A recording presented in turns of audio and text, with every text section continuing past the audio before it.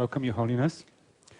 I hope everybody else's attention is not too much distracted by having eaten, but I'm sure that Alan's presentation will be very lively and engaging so that everybody sort of overcomes that impediment. Thank you. Oh, thank you. Of course, it is a great honor, also a great pleasure to be here, to try to share some knowledge that may be relevant both to Buddhism and to the rest of the modern world. I want to give a bit of preface, though, because I'm in a very anomalous situation, and that is I'm going to be talking about Buddhist meditation to a group, including audience of geshes, of lamas who have enormous background, insight, experience, and they definitely don't need any basic primer on Buddhist meditation from me, let alone His Holiness. And so the scientists have been asked to always address His Holiness as the primary audience, really the central audience. I'm going to be doing something a bit different. That is, at times I'm going to be directing more out to the scientific community, the general community, when I'm talking about basic Buddhist concepts and definitions, which His Holiness does not need to hear from me.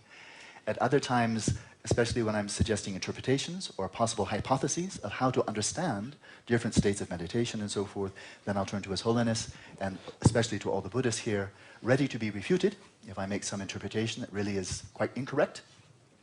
And also I will do this, and that is a lot of what I'll be sharing will be, of course, and everything will be in English, but a fair amount will be translated in my mind directly from Tibetan into English. So occasionally I'm going to just give a phrase, as I did in Saranat. I'll just give a phrase here and there so that there's no question about what I'm translating from the Tibetan. So I'll say something like metta attention, da shijin. And so then hopefully the translation back into Tibetan will be very smooth, and nobody will be wondering what was he meaning then when he said that in terms of Tibetan. Okay, so that'll be the anomaly here. So, maybe Your Holiness, would you mind to put on the microphone, because then also everybody can hear. I have nothing to say. No, just in case questions. Maybe later. Questions or additions. Only uncomfortable. I'm sorry. Okay. So, in terms of the title of my presentation here, one could say this is really quite an extraordinary claim for a title, as if in 12 slides, that's all I have, I'm going to be summarizing Buddhist contribution to first-person cognitive science, and of course that is not the case. It's a very vast topic, and I'm going to be focusing on a fairly narrow range, focusing especially on the practice of shamatha, but one area where I think Buddhist tradition may contribute something very significant to the scientific tradition, and in turn benefit from the scientific tradition. In terms of the overall framework or subject for my presentation, I want to first paint a very large picture of the framework of Buddhist practice, which is familiar to all Buddhists here, the actual nature of shamatha, shamatha being a Sanskrit term which is really referring to an array of methods for refining attention skills. Right? The challenges for introspection, that is, if we are going to include introspection as a means of inquiry, seeking to understand the nature of the mind, the potentials of the mind, very deep issues about the nature of consciousness itself, are there challenges built in, or is this going to be very easy to integrate into science? The fact that introspection is not used extensively or rigorously in modern mind sciences indicates there may be some problems here, in which they must be addressed. On the other hand, introspection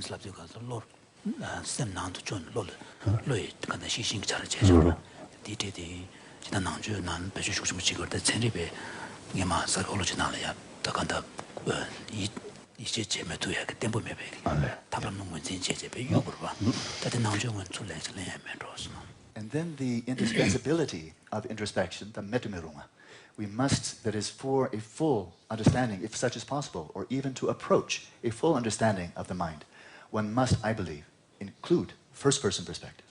It is indispensable. You can't skip it and just study the brain and study behavior and never rely on anybody's first-person account of their own experience. Then the question is, can the introspective observations be more rigorous? Can the reports be more sophisticated? And this is where Buddhism, I think, has much to contribute. Final point that David has already made, so I will make it very briefly, but the complementarity of Buddhist and scientific methods of inquiry. The great strengths of science tend to be not the strengths of Buddhism. The strengths of Buddhism, likewise, overall, not the strengths of modern science. And then I'll end with quite a number of open questions, some of which may be interesting for our following discussion. So this framework of Buddhist practice is true, I believe, pretty much of all schools of Buddhism. that the foundation is really ethics. It is leading a wholesome way of life. It is seeking to do our best to avoid injury. So now I'll address the general audience.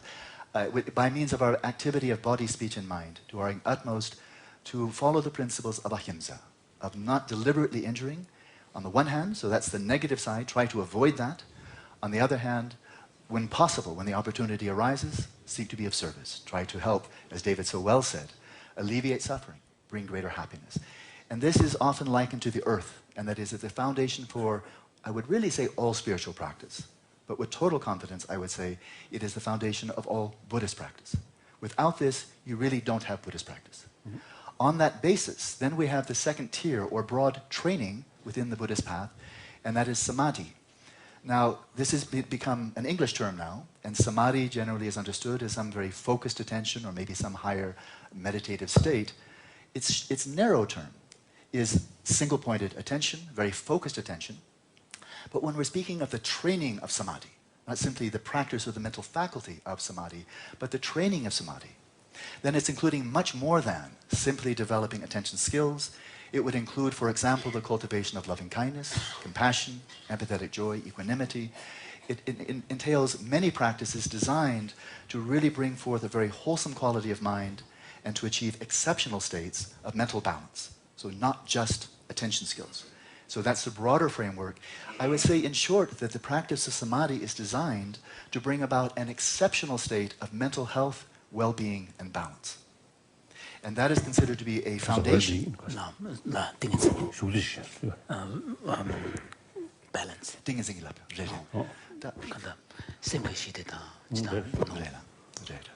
And so, since the principal instrument of inquiry in the Buddhist tradition is not externalized, it's not a telescope, it's not an fMRI, your principal instrument of inquiry is your own mind.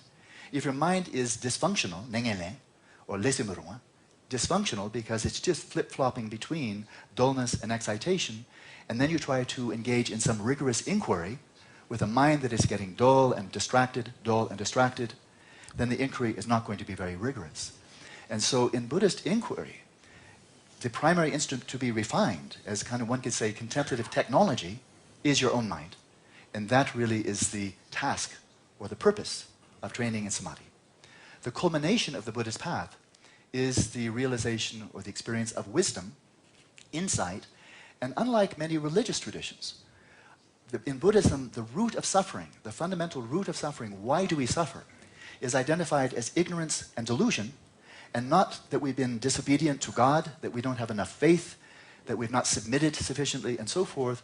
So it's not theistically based of trying to please somebody else, but in fact we suffer because we're ignorant, and therefore if you want to be free of suffering, you must supplant or replace ignorance with knowledge, insight. And it's not just coming up with the right answers, believing, having all the right beliefs. Because you can have all the right beliefs and still suffer enormously. So belief is not the same as knowledge. So this is the largest gestalt or overall form of Buddhist practice, and everything I'll have to say will fit into this. But there, you can see the arrows. Wisdom is not the foundation for ethics. It is ethics, samadhi, and wisdom. Having said that, though, it's not a one-way influence. And that is, as you develop your abilities in samadhi, this enhances, supports ethics. As you develop greater wisdom, this supports and enhances samadhi, and so there's a synergy, among the three. But overall, this is the hierarchy. No. So now going to a very specific practice, I teach this a lot, I emphasize this a lot, but it must be stated that within the large framework of Buddhist meditative practices, which literally does include hundreds of different meditative practices, shamatha, I would say, is not the most important. It's one of many. But if one is missing the qualities of attention that you cultivate through shamatha, then none of the other practices will go very well. That is, if your mind is still very prone to laxity, jingwa, or excitation, gopa, none of the other practices, even the highest practices, dzogchen or vajrayana, the practice will be very high, the practitioner is quite low, in which case you don't get the fruit. And so there are two faculties or mental processes, and Rupert will have a lot to say about these later on, or at least as much as he wants to say, within the list of 48, 51, 52. But two mental faculties are utterly indispensable, for the practice of shamatha, and one of these is mindfulness. Now, here is a definition of mindfulness that is textually based, very long history, I think non-controversial, but it's not the same as the definition of mindfulness that one finds today in modern psychology. It's not to refute one, it's to say this is a broader umbrella, a larger term than the very specific definition that is used in John Kabat-Zinn's marvelous work in mindfulness-based stress reduction, and overall very, very commonly now in more and more studies. So here's one definition that is really quite common in broad strokes to the Theravada, to the Mahayana. This is not controversial and it's not sectarian. So mindfulness is a faculty of sustaining voluntary attention continuously upon a familiar object without forgetfulness or distraction. Now the term in Pali, Sanskrit, and Tibetan, sati, smriti, tamba, has a large connotation or meaning of recollection, So mindfulness can be understood in three ways. And that is, I recollect what I had for breakfast this morning. We can call this retrospective mindfulness, looking back. I'm practicing mindfulness of breathing. I'm not remembering breaths I had yesterday. It's an ongoing flow of recollection,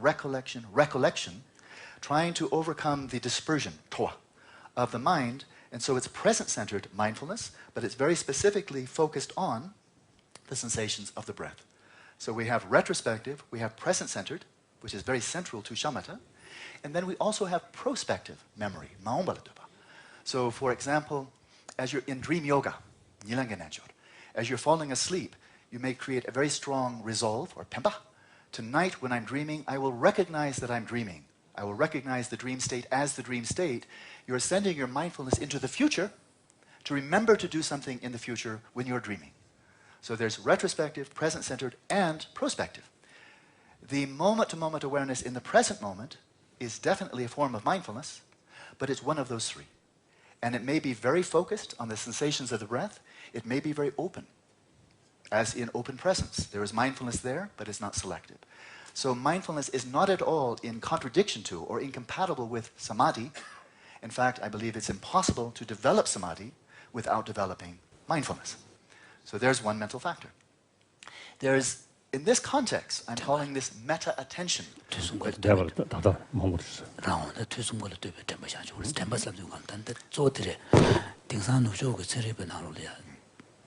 Mindfulness kwa message ne ta de so nya nya ya mi de ba chi ki ko ji len go ba ta de chi de ko la ngo ba ne she be tembe tön tak ta chang yo ma de ngo ba ne she be tembe tön de be tön tembe tembe se ya da ma ba de pemba de je ten go so How would you explain the perspective? Yeah, because we dreamed before. We dreamed before. We know what it's like to dream, and so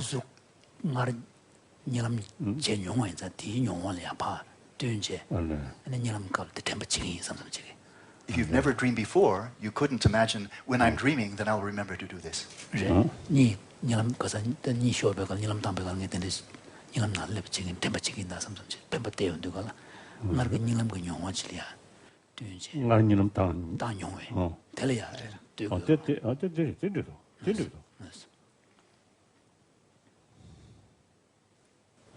Now listen, the other mental faculty, there are only two, it's not a long list, is prospective. prospective. Can you direct that nilam kapla ya nilam tambe kala ngi de temba chigi da samsa pemba teje nilam yimbar munsin chegi.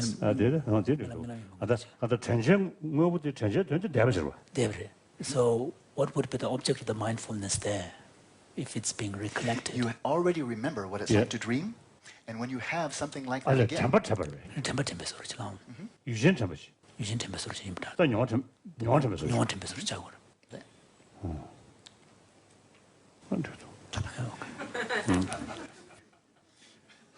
So the other one is simply introspection. Yeah, it's only saying that. I myself am not very sure. Yeah. So I'm going to make another number of hypotheses. I'm not simply reading from the text and telling you what everybody agrees on. So I've heard this one, although actually from one Theravada master, Baok Sayadaw, mentioned prospective memory. So the other mental faculty is the shiji, or introspection. But now in the context of shamatha, you're really monitoring the meditative process of practicing shamatha. So I'm calling it meta-attention, because it's a monitoring of the attention process, and it's very specific. So here's the definition. In this context, There's much broader meta-introspection, but now within shamatha, what you're specifically focusing on is, here is the faculty of monitoring the quality of attention, swiftly recognizing whether it has succumbed or fallen to either excitation or laxity. That's really the primary function of introspection. It's to be used and to be refined. Because as you develop along the path of shamatha, you must learn how to recognize subtler and subtler and subtler excitation and laxity. So that means you not only utilize it, but you must refine it to a very sharp edge. So what are the results of this? Of applying and cultivating mindfulness and introspection or meta-attention. In the classic texts, they really speak of two qualities of attention that are specifically or explicitly cultivated. The stability and vividness, necha and secha. Having taught shamatha for about 33 years to Westerners, I found, and also myself, in my own practice, yes. I did my first retreat up here almost 30 years ago. His Holiness was my guide in that practice. And I went in with great determination, very strong willpower. Yes. And I was thinking I must apply the first type of attention, which in Tibetan is called tsiruwa yilajaba, squeezing attention. And I got up to my meditation hut. And so dimbadan, tsiruwa means squeezing. So I thought, I know a lot about squeezing. So I got up in my hut practicing 10 hours a day, starting at 3:30 in the morning, and I said, I will squeeze. And of course, you all know, I didn't. But of course, after a very short time, you get totally stressed out, uptight. All the joy goes from the practice. You've been trying very hard, but then you hit a ceiling and you go nowhere. You're just getting sicker and sicker. And so as myself as a Westerner, teaching Westerners, there is a point so that we can be more like a Tibetan nomad 100 years ago. In general, maybe a bit more relaxed. Not driving cars at 70 miles an hour, not multitasking like in the modern world. First of all, learning how to be more like a Tibetan. Traditional Tibetan, not a modern Tibetan. Or a rural Indian 1,000 years ago. More relaxed, just looser, because we find references to relaxation, but not very strongly emphasized. In the shamatha, I think for the modern world, we must strongly emphasize it.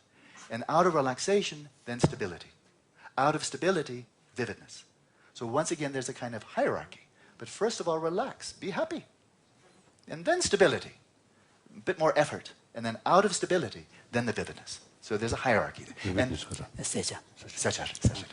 then as with the Shila Samadhi Prajna, the ethics, samadhi, and wisdom, it's not just a hierarchy. As your mind grows calmer, more stable, you become more relaxed. As your mind becomes more vivid, this helps a lot for stability, because when you're very vivid, you're very interested. And if you're very interested in something, it's easier to stay on track. So those are the three qualities. This I would call the technology, contemplative technology of Buddhism, because you're taking your attention and refining it so that you can use it for the acquisition of wisdom, but also cultivating qualities, virtues that we all value.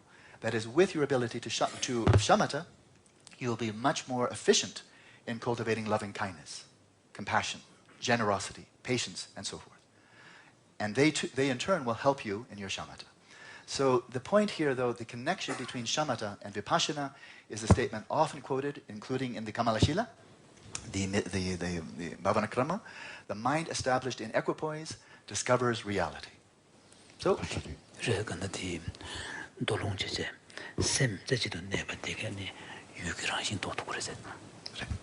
and so there's the connection between this kind of contemplative technology and what I think the scientists were quite content to say, contemplative inquiry or contemplative investigation.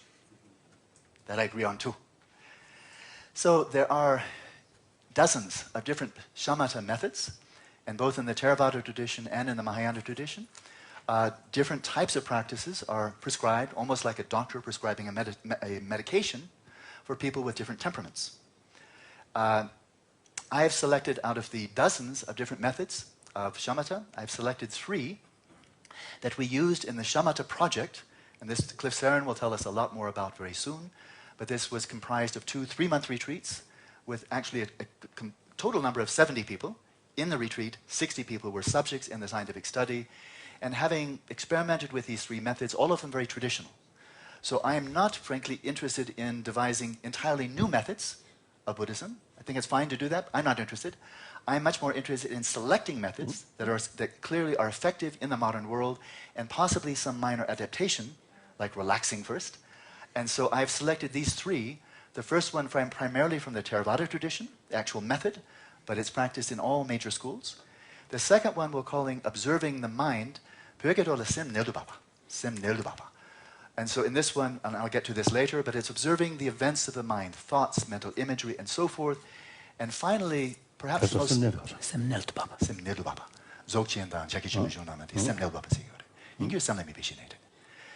But this really isn't, the second one really does entail attending to the space of the mind, that domain of experience, and the thoughts, the images, and so forth that arise within that domain. And you maintain an ongoing flow of mindfulness there while introspectively observing the quality of your attention. Now there's a simpler practice, and it's a subtler practice. And that is just awareness of awareness. In Tsongkhapa's terms, you're simply attending to the sel tsam rik tsam, the sheer luminosity, the sheer cognizance of awareness. You're not even looking at thoughts, images. You're simply resting. It said, rikpa rangsar nepa. You're letting your awareness rest in its own place and simply being aware of being aware. So it's withdrawn from even the contents of the mind.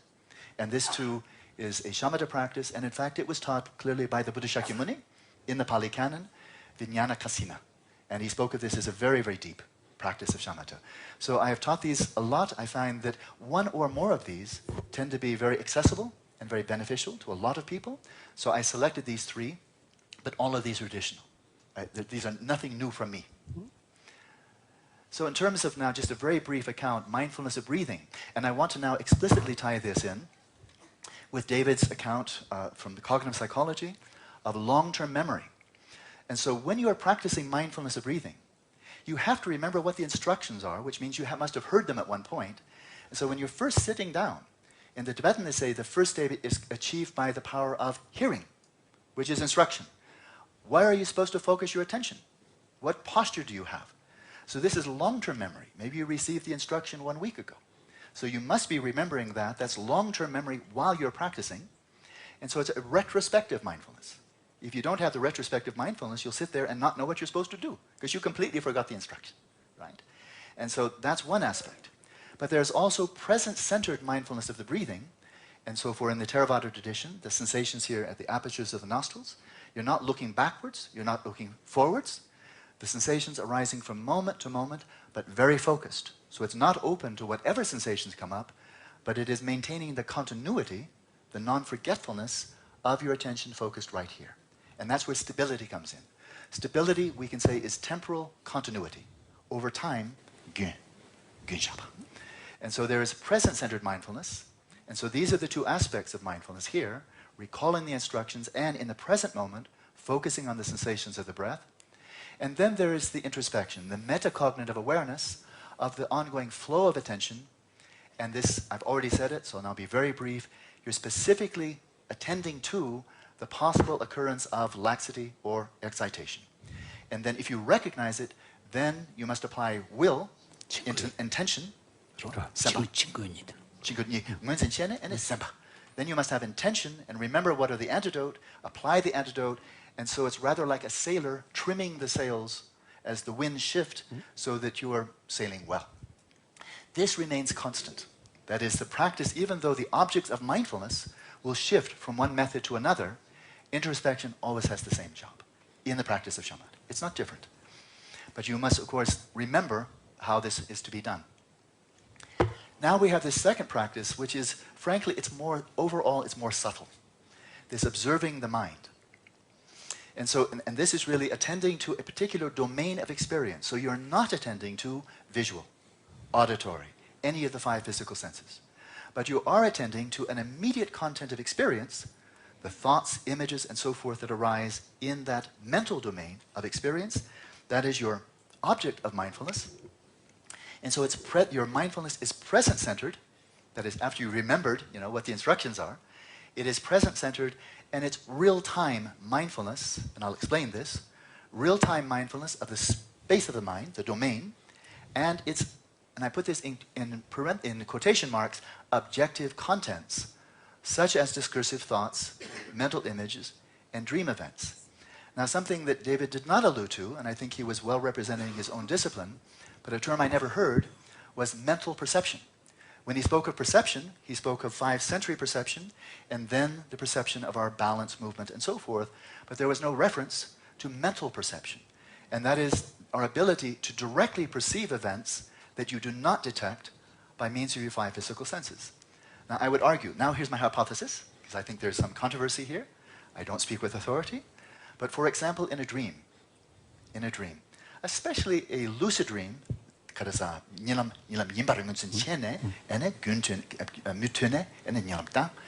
midst of a lucid dream where you're recognizing the dream as the dream, here it's very evident that you're directly perceiving mental facsimiles, mental facsimiles of visual form, mental facsimiles of sound, of even smell, of taste, of touch. And they're appearing to you objectively in the dream. They're appearing to you as objects in the dream. You're not simply remembering them, you're directly perceiving right now what is manifesting, and I will call that mental perception. And so I would suggest So this is controversial, but I will put this out. Maybe it's completely wrong. But my sense is, clearly, you don't infer the immediate concept of the dream. You're not simply remembering past images. These are fresh, unprecedented dreams. Although, of course, if you are born blind, you will not dream in color. So you'll not dream with visual form. It's not only mental perception, but I would say your direct access to the forms and so forth in the dream. It's not just inference, it's not just memory. I would propose that there is certainly conceptualization.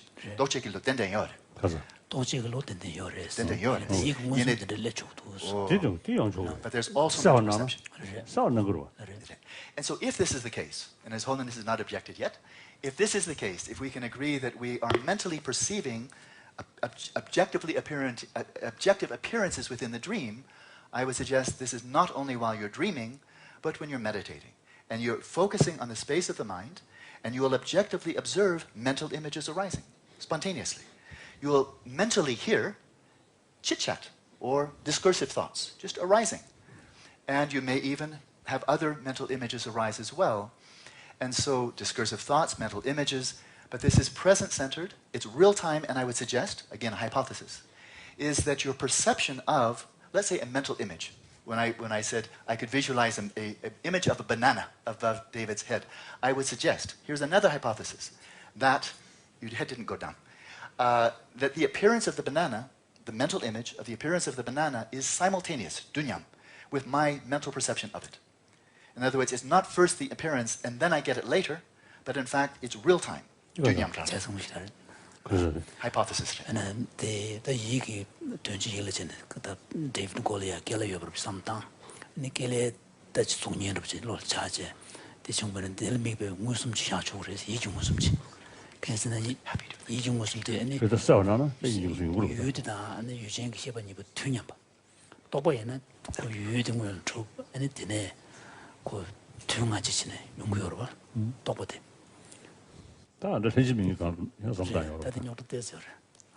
It's complicated. So this will be unpacked. Again, I'm not speaking with authority. So the burden's off me. There is another type of mindfulness here. That is, I'm free to make mistakes and I'll be corrected. That's what I'm saying by that. But there's another type of mindfulness that takes place here that I find is very interesting, and that is you're attending to the space of the mind. And you may observe, experience, recognize emotions arising. You may observe.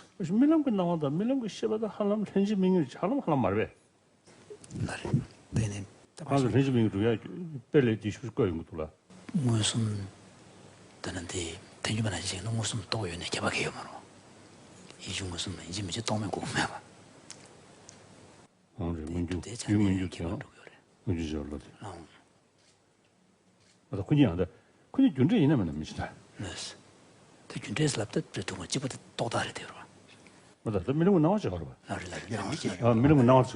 Minimum knowledge that the now the judging minimum you would have his being so story. Could need it. She was out of no, to Yam Shach. Some of you are the being a bit. She didn't have a billion, you know, she's going to. No, the year chose to. Then you go getting a channel, I can take a share over. So, continue. Sure.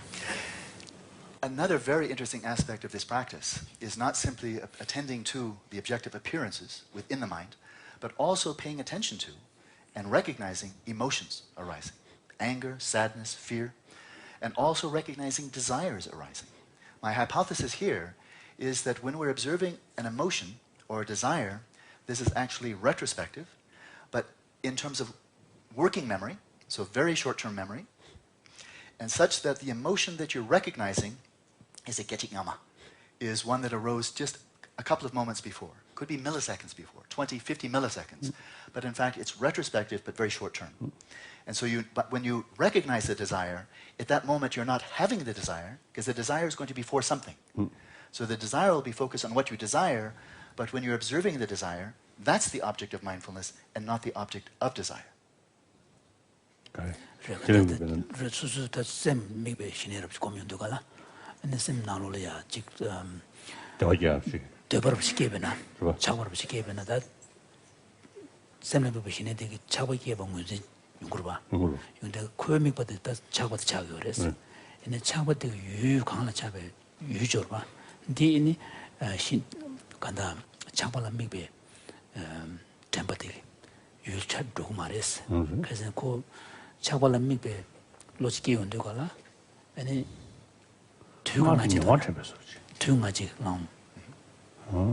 Kechichimete, kechingama te tengyore. Okay. Samgido.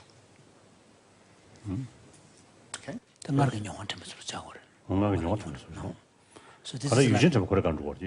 So this is like a recollection of an experience. Yes, but you're right. Let's say in one moment I'm experiencing sadness. In the next moment, I have a retrospective mindfulness of that sadness, but I'm looking at the past moment and not the same moment. Sure. So it's very subtle, and we really are going into Buddhist mind moment notice here. That orientation.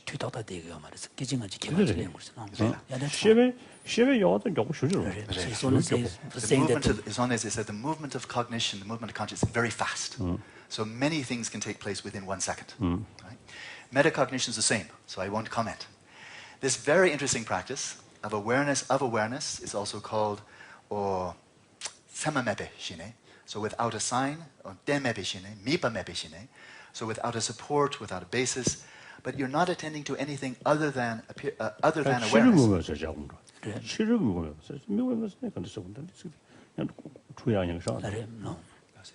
So the awareness of awareness is not taking anything else, any appearance to the mind as an object, not even thoughts or emotions.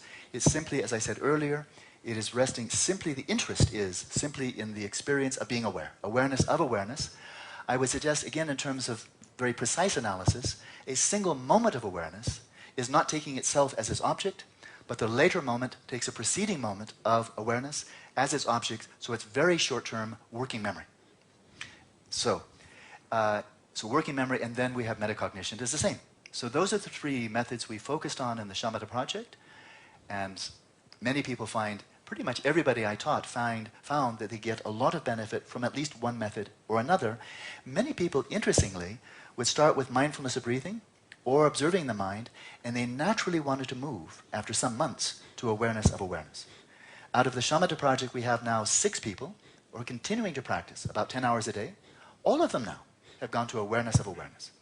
Not because I pushed them, they naturally felt inclined. So David had bad news. I put bad news as objections to introspection. Not that it's a bad idea altogether, but is it possible, is it viable to introduce this first person observing one's own mental states and so processes and so forth, to incorporate this into the scientific framework? Or is it just not possible because science is objective and this is very subjective? So I'll give a short list here. I think David's was longer, and I will not try to answer them all here, but raise them. And I will suggest that Buddhism has addressed these problems, these difficulties, and has, to my mind, have given very substantial responses to them. And so the first one, and all of these I've heard from people, I didn't make any of these up, and that is that introspective observations, what we actually observe with mental perception, is unstable and impossible to verify. So if I'm sitting practicing shamatha,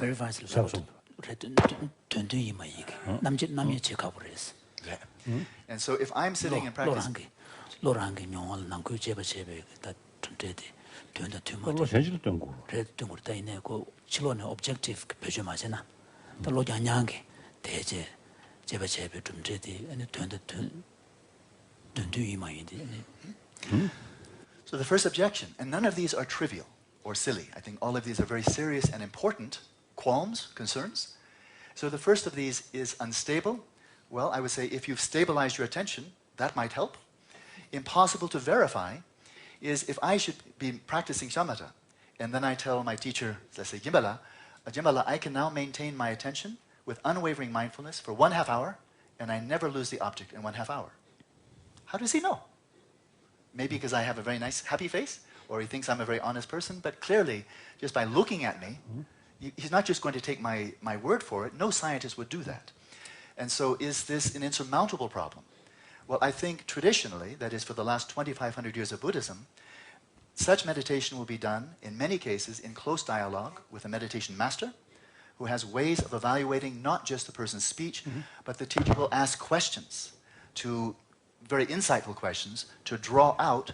The teacher will observe the student's behavior, and students may also talk among themselves. As we had in the Shamatha project, there was a lot of cross-referencing, and after 3 months in a retreat, the meditators were using terms that I think they, to a large extent, understood among themselves, whereas people who were not in that retreat or had never meditated, they did not know what they're talking about. They would just be empty words, stable, vivid, but would not have the referent. So it's an interesting one, but the impossibility to verify, I think we are now in an unprecedented situation. And that is, on the one hand, we can rely upon the time-tested methods of Buddhism, student-teacher relationship, and so forth, but now also we have various types of behavioral methods to determine whether a person is maintaining stability, behavioral methods using computer screens and various types of measurements to check vividness, and over time, there may be, speculation, but it's not impossible, we may find neurocorrelates of attentional stability, attentional vividness. And so by the time you bring in brain science and behavioral science and very rigorous first-person observation, you might have a contemplative science that is truly scientific because 2 aspects are already science, and the third one becomes scientific because it's becoming more and more rigorous. So maybe I'm speaking too much about that, but that's one. Now, here's, I think, almost a silly one, but I think this was posed by a person who's never meditated. But I've heard this. Introspection observations are useful only for understanding meditative states, but not for understanding ordinary or pathological, pathological mental states.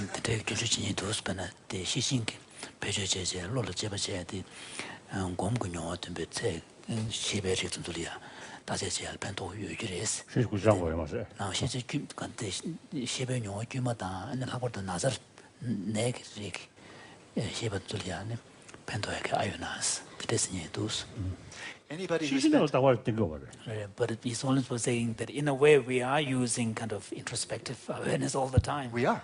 We must. And so this is, again, shows why it's quite... This actually is maybe the silliest, but I have heard it from a non-silly person. And that is when you... But anybody who's meditated, even for a day, knows that you don't simply slip into a meditative state and remain there all day with a happy smile.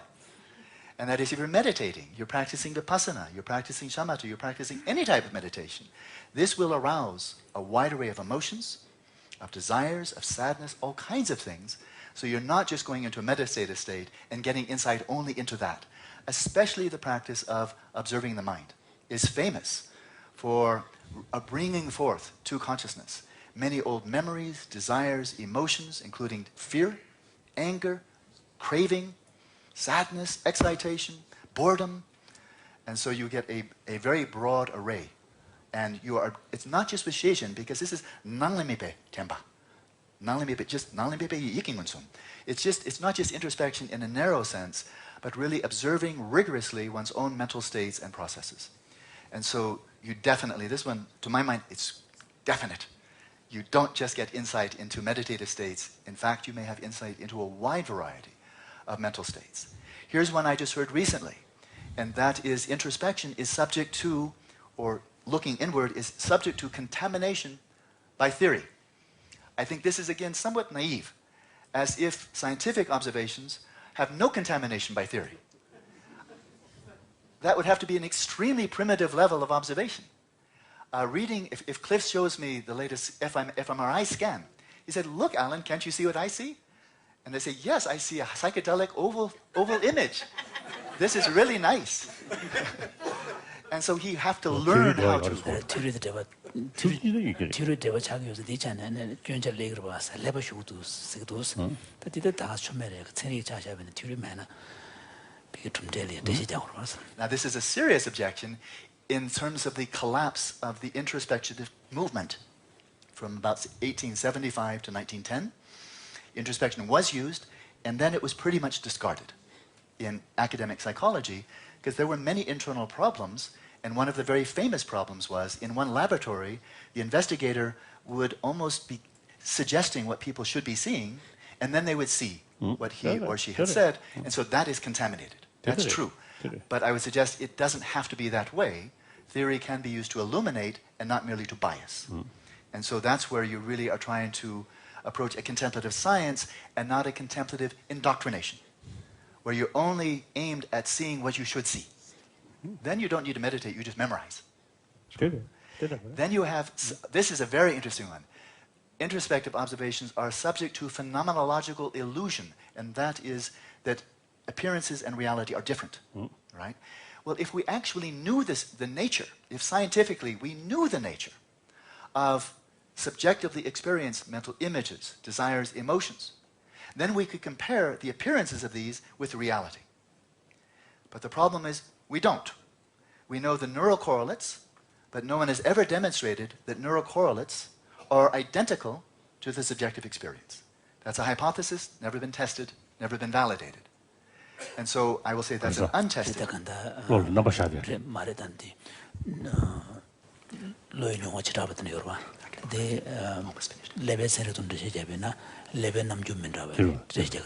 ina lebanam ju mendawan digi sheban di chung yo re se ku di dan jibu jang re se ka she la ba tam ma de tu je zan me ba. And so since we don't know the nature, that is scientifically, we don't yet know the nature of consciousness or other subjective experiences, therefore to say the appearances are, how do you say, misleading, I think we have no basis for saying that. And one could similarly say to Galileo that what you're observing through the telescope, in fact, is not what's simply out there, because what you're seeing are images created in part by your brain. But if he had stopped there and say, "Oh, well, I will stop observing these images created by my brain," we'd have no astronomy. And so we deal with the appearances, we take them seriously, because to not look at them at all is then a dead end. Quickly now, this is a very interesting one from Freud. That is, our observations are subject to concealment, misrepresentation, by unconscious mental processes. For example, I don't want to think of myself as an angry person. I want to think of myself a very nice person. Anger comes up. I say, that's not anger, that's compassion. So I repress it or I interpret it according to my self-notion. That is certainly a possibility. And then finally, this is most interesting one, they're all most interesting to me, you can tell, that introspective observations are subject to distortion due to observer participancy, and that is observing the mental event influences it. This is absolutely central to all observations made in quantum mechanics. It is not quantum mechanics. Quantum physics. Observer participancy is at the core of all observations made in quantum mechanics.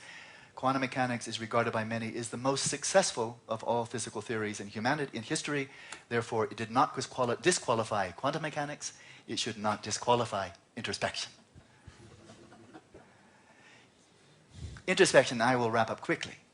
Introspection, I would say, is indispensable, whether you're a cognitive neuroscientist, a behavioral psychologist, because we cannot fully explain what it means to be conscious or to experience mental state solely or exclusively by use of physics and biology. We must bring in the first person.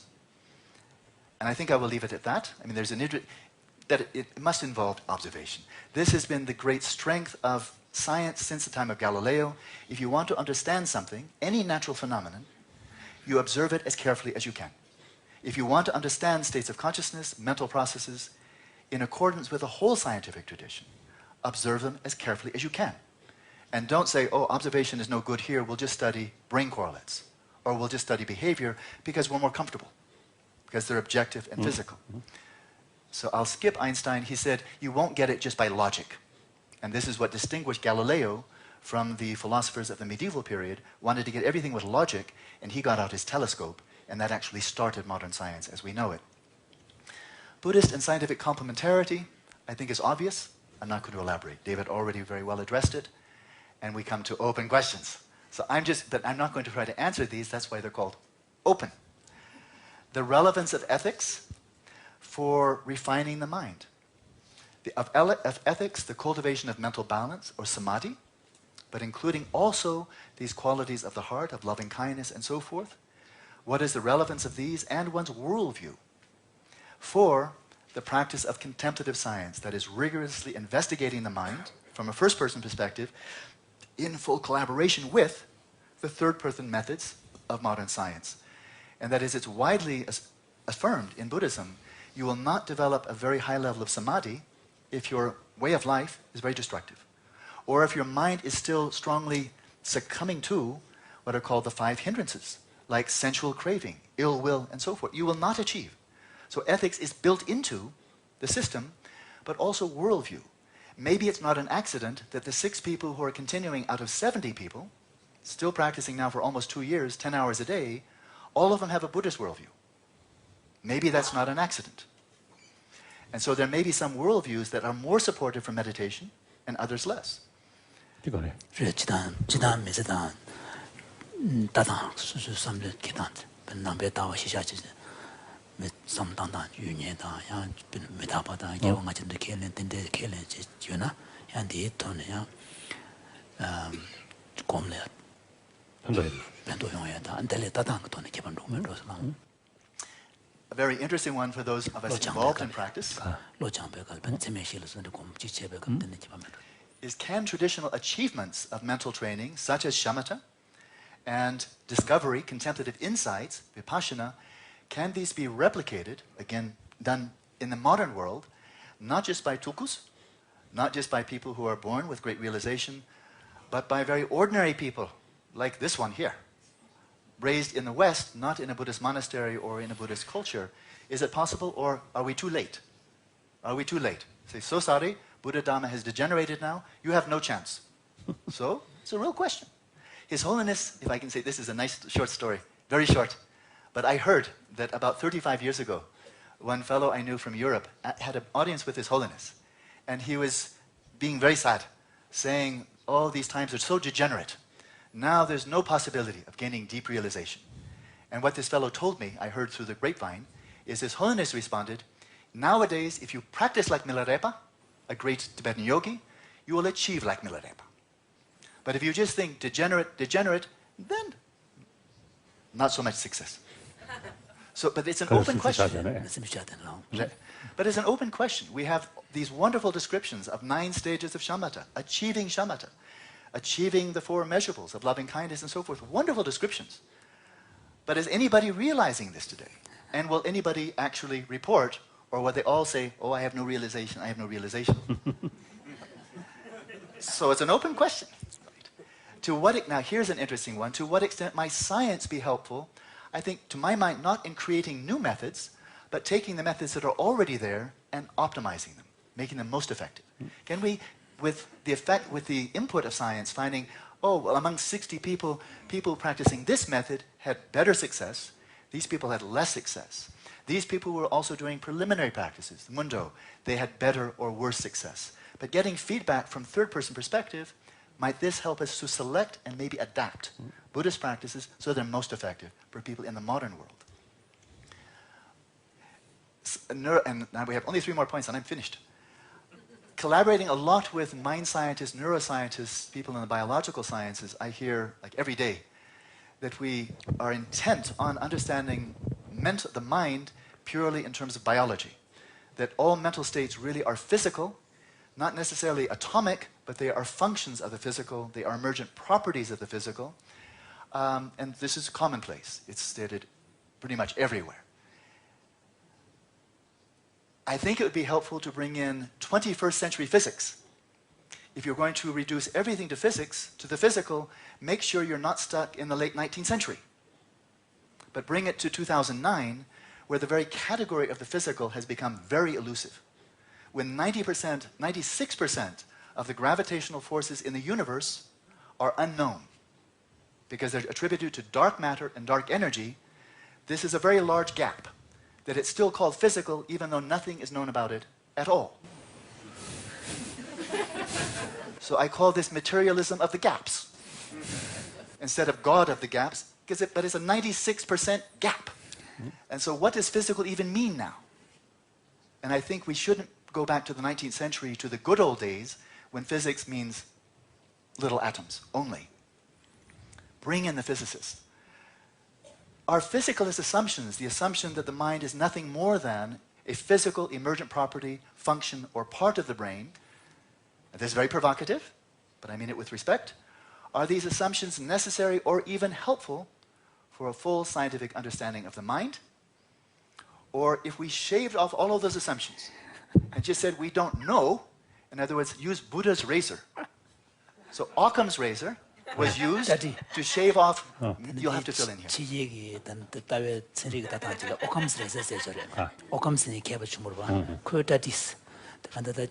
Occam's razor. 이거 유셨어.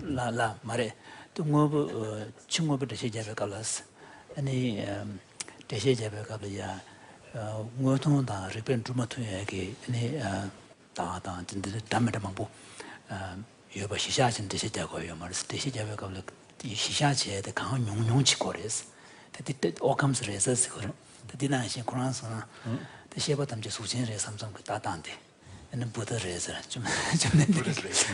So Occam's razor was used very effectively to shave off medieval assumptions and open the way for modern science. Buddha's razor of shaving off physicalist assumptions may be very useful for opening up a contemplative science. Because I don't see that any science is lost by discarding those assumptions. The science is still really good science. We're just throwing out the assumptions. Final point. I often hear, even His Holiness said this morning, we should exclude religious aspects of Buddhism from this type of dialogue. I agree. We might say metaphysical as in the sense that this is beyond the scope of experiential inquiry. Beyond the scope. So metaphysical beyond, it's more for philosophers and religious people.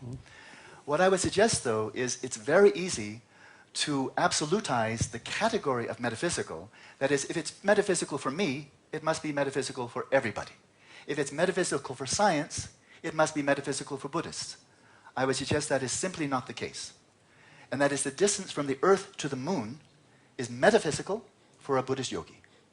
237,000 miles, I've never seen that in a Buddhist text. It's metaphysical. For a Tibetan yogi, for modern science, that's not metaphysical at all, right? So we know that there are things that are metaphysical for the yogi that are not metaphysical for modern physics and so forth, that is, they are within range of experiential inquiry.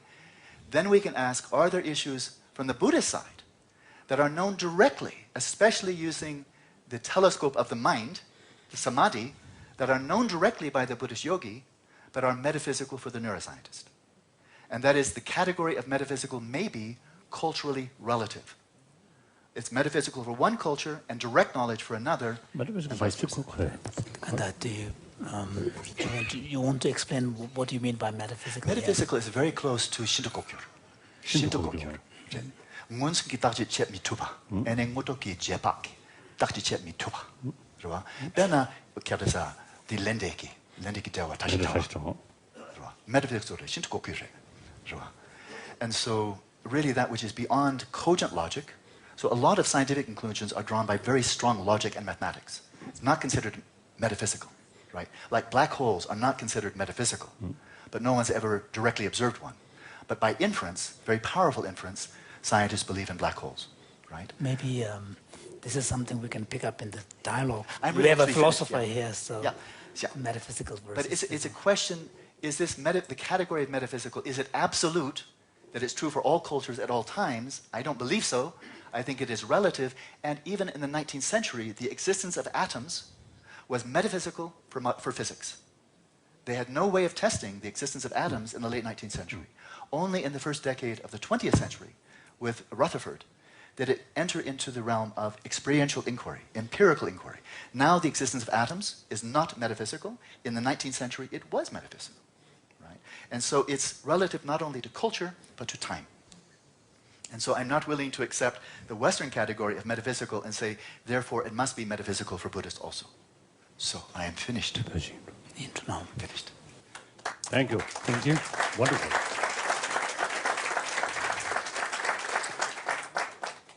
Alan, you actually answered all the objections to introspection yourself, basically. I would like to ask if maybe you have some other objections that maybe could feed into the dialogue. Well, I have. Is this working? Should It be. appears not to be working. It's not working right now. No, I didn't. I don't think. 봐요, 나. Just use the handheld, yeah. 뭐 네 빠면, 네 봐요, 나. 네 봐도 왜? 주면도 다 돼도. 봐도 봐. 마음 봐도. And then, oh, it's done. Is it doing anything now? No. I think you should use that, yeah, that's fine.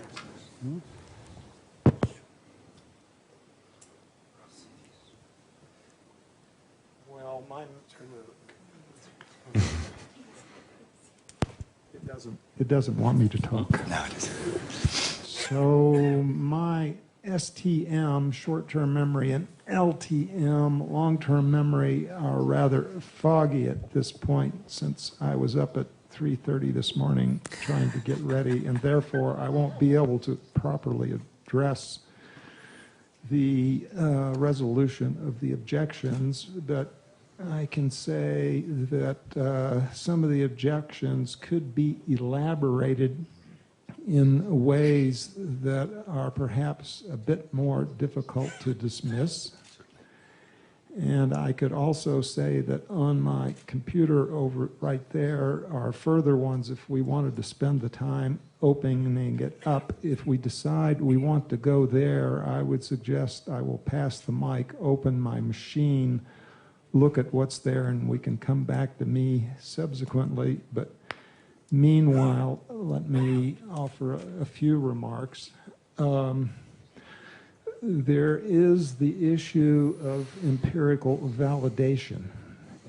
And you used the example of repeated interaction between a teacher and a student as a basis for arriving at a kind of at least indirect validation about the truth of the reports that the student is making about the student's subjective experience. This leads to somewhat further concern regarding the utility of the first-person approach, because as part of any such validation, we are going to need to have the student be talking about or indicating in some other behavioral way what the content of the student's subjective experience is. And in order for one to know what to make out of the true meaning of these reports, we need to have developed a shared language where each of us knows about what the other is saying. The development of such a language is not nearly so easy as one might imagine, especially when the experiences being discussed by a speaker and a listener concern states of mind that are never in the first place generated by exposure to outside stimulation. If I am wanting to be talking about experiences that can only be generated internally, and then trying to communicate to you what my experiences are, and you have had such as well, but you don't know whether yours are like mine, in order for us to try to pin down whether or not they are identical, we have to come to some kind of agreement that there is an external source that is sufficiently similar in terms of generating internal states to what we're experiencing, that we can then give that a label and start to talk about it. This is essentially what happens during the course of child language development. The mother teaches the child a language by making reference to external objects about which both the child and the parent, the mother, have input. If there is no such available input, if it's all internal, there is no way one can know for sure whether or not the words getting used are actually speaking about the same thing. And there is absolutely no way around this per se in a direct fashion. But, and this is where I'm now going to argue against me. Well, sure, I argue against myself all the time. That's what this task of life is about. You remember Jimmy Gilmore's song. He starts thinking one thing, he's building a house, and then he tears it apart. Well, that's what I'm doing now. I have my mental house that I've just constructed in terms of an argument, and I will proceed to deconstruct it. And the deconstruction involves bringing in data from brain imaging.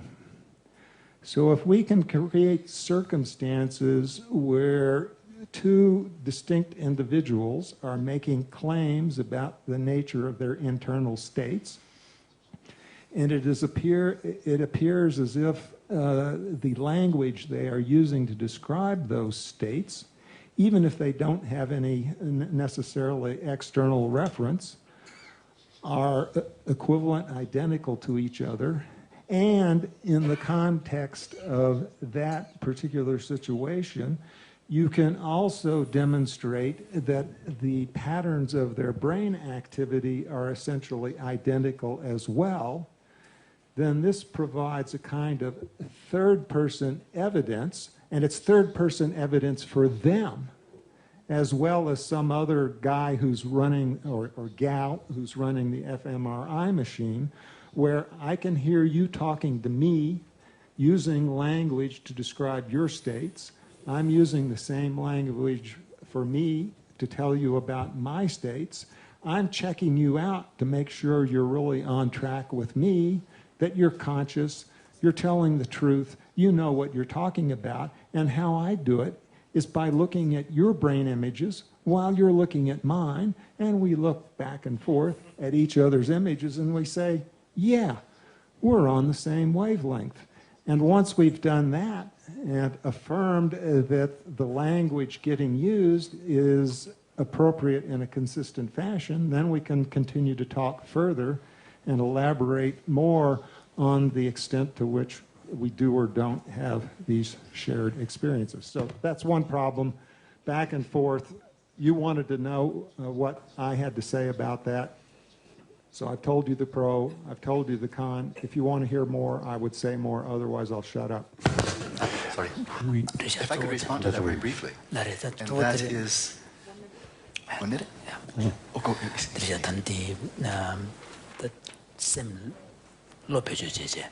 난경용을 다제제 그치도 더 전부터 시신 배조체는 제배 좀 될이야 다 된다 된뒤만 그 제버지단지 답시 제단디 다 엘린 그 송번 답시 진디어스베나 냠냠면신이 라마라 계지지 근데 뒤에요 봐서 되는 거란스나 다 처리부터 시작해 질이야 치료가 그게 third person reptilian 제버체면나 엠베나 야라마돌로만 안고리에 계지고 체 단에 지고 배조 제배 이내 네 영어 지고 대시대가 요마요데 처바체도 요마로 와서 델리아 답시 지가려나 레베 남줄 따제 엔다부여 통배나 도스치도 주면로서 다간다 신양 코로나 그 거를 잡대야지만도.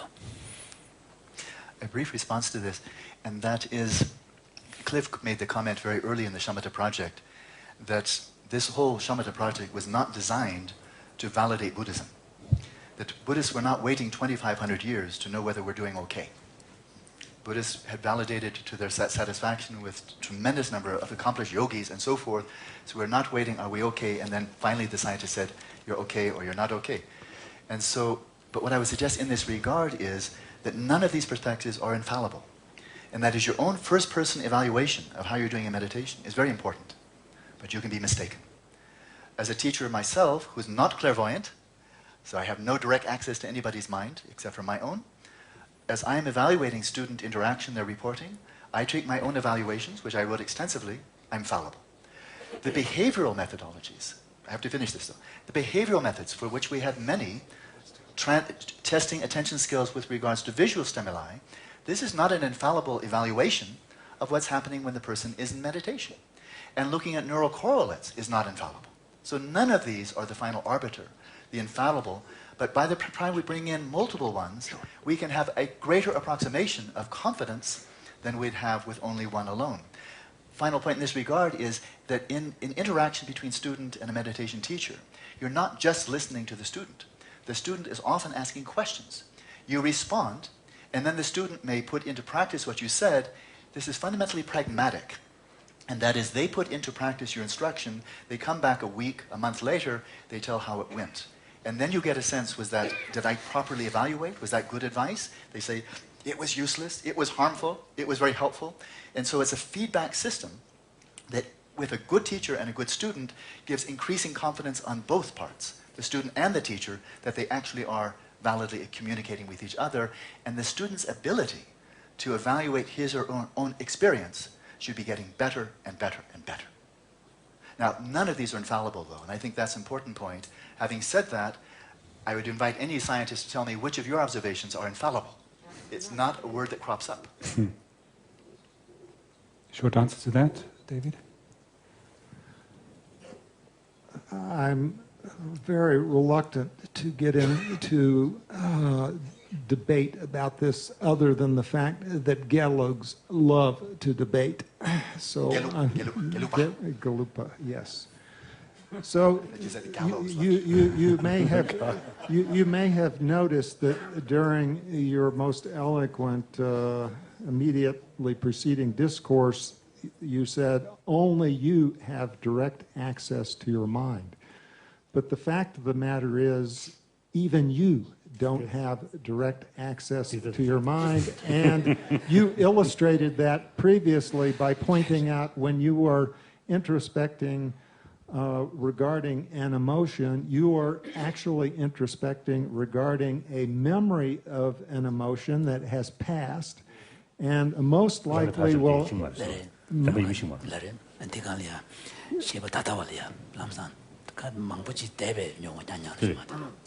What you are introspecting about is mental content that consists of memories that are already at least probably a few hundred milliseconds old.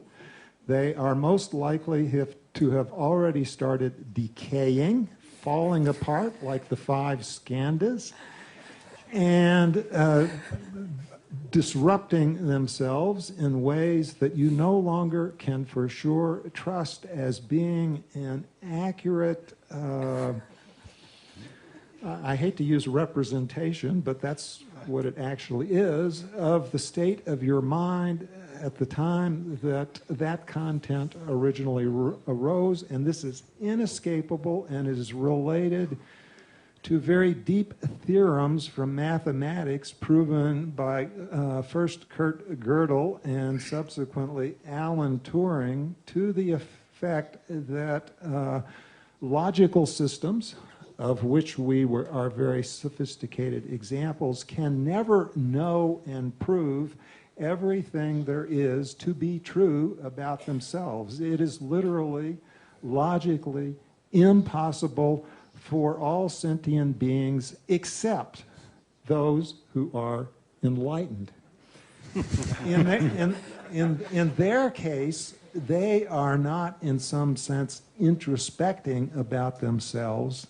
They have become themselves completely in the true, full sense. So they are knowing about themselves by being themselves, but that is not the same thing as doing the introspection. So until you have become enlightened, Alan, you will never truly have direct access And I would say in a similar fashion, if it's good for the goose, it's good for the gander. None of you neuroscientists have direct access to the brain. It's always by way of visual imagery, MRI, and so forth. So direct means when you're having a dream, you're directly observing the contents of the dream, as direct as it gets. As direct as it gets, when a neuroscientist looks at the brain, you're looking at the brain by way of your visual imagery generated by your own brain. So that's not direct either. So I'm saying as direct as it gets. And I have privileged access to my mental states that, not being clairvoyant, I don't have to yours. This sets aside the possibility. But I do have to yours. Namo. Please, we move on. Can I ask a question? I would like to ask... Oh, I'm sorry, Carmel. Go ahead, Amish. I'd like to ask this to His Holiness and the others in the room about if the goal, when you started out talking, Alan, you were talking about ethics and virtuous qualities. If the goal of these practices is to become more wholesome, more virtuous, more compassionate, if those are the goals of the practices, do we care if we have a correct assessment of the mechanism by which we achieve them? Do you mean my method? Mechanism is not a word used much in Buddhism. Well, let me say what I mean by that. So, actually, just referring to David's talk earlier today, he mentioned that one way in which we might achieve sustained attention stability is that we can go for longer periods of time of holding the object of concentration. That could be one view of how you think you're achieving more stability. Great. I have an alternative hypothesis, that it's not that you're improving the duration of holding the object, you're improving the ease with which you return when you're distracted. Both are potential ways in which you achieve the same experience. Does it matter which is correct if the experience leads you to becoming more compassionate? Do they need to preclude each other? Well, I'm just saying we're arguing about something about a state of reality. What's the reality? But if the reality is, regardless of how it happens, you are indeed more compassionate, do we care?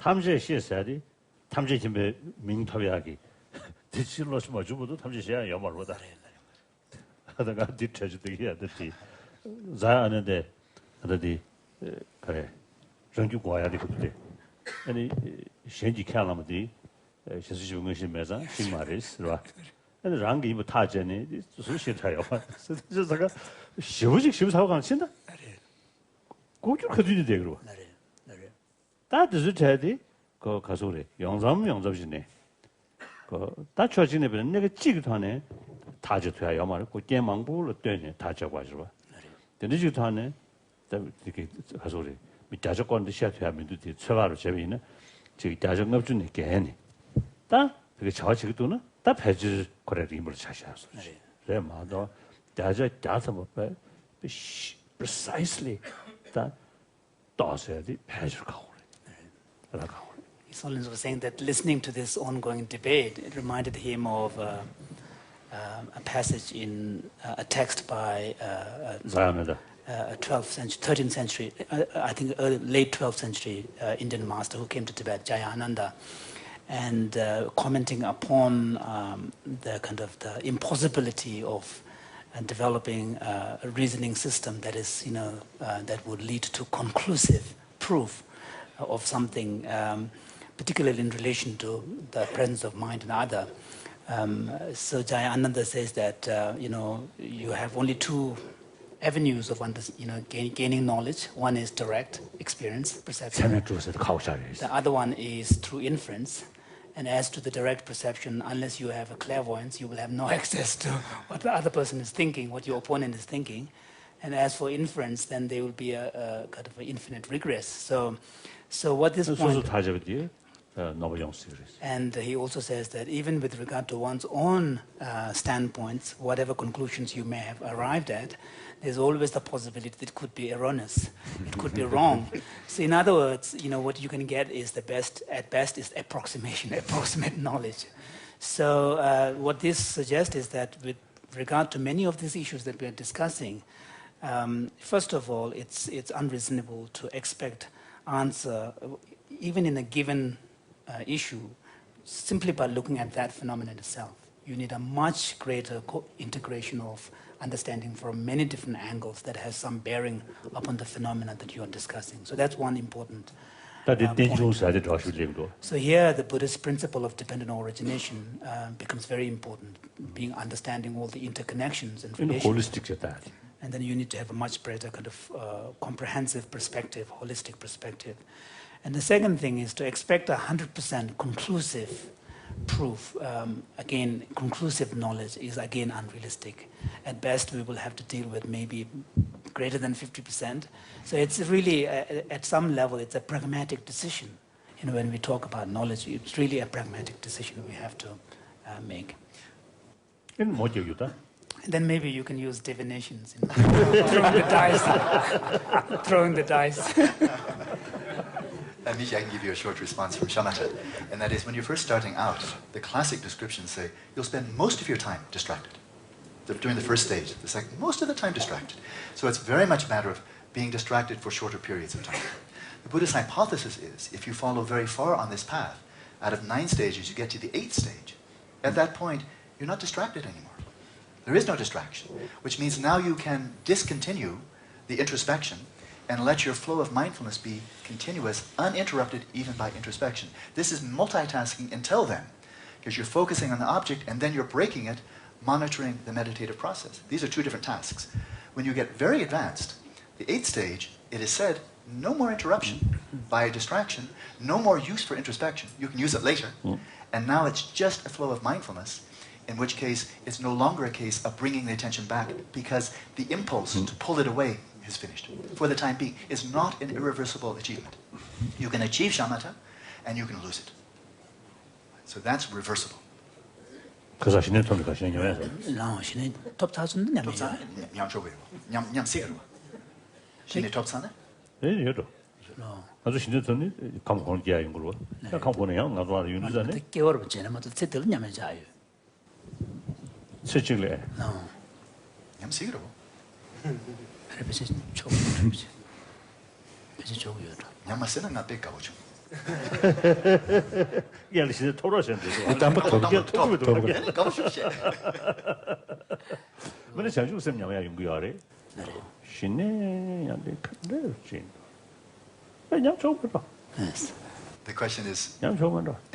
I just said.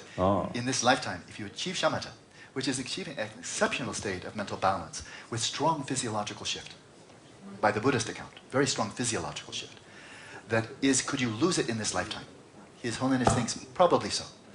From my studies, quite clearly so, but certainly now the Buddhist framework, from lifetime to lifetime, you could achieve it in this lifetime, future lifetime. Buddhist framework, you could definitely lose it in future lifetime. But we just bracket that. But that is the Buddhist. It's not an irreversible. I think no Buddhist school says, you achieve shamatha, now forever you'll have shamatha. You can lose it.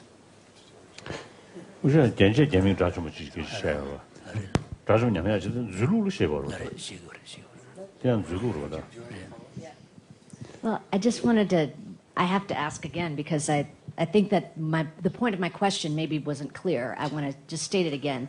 That let's say that we were completely, the stages that we progressed through to get to the goal state, okay?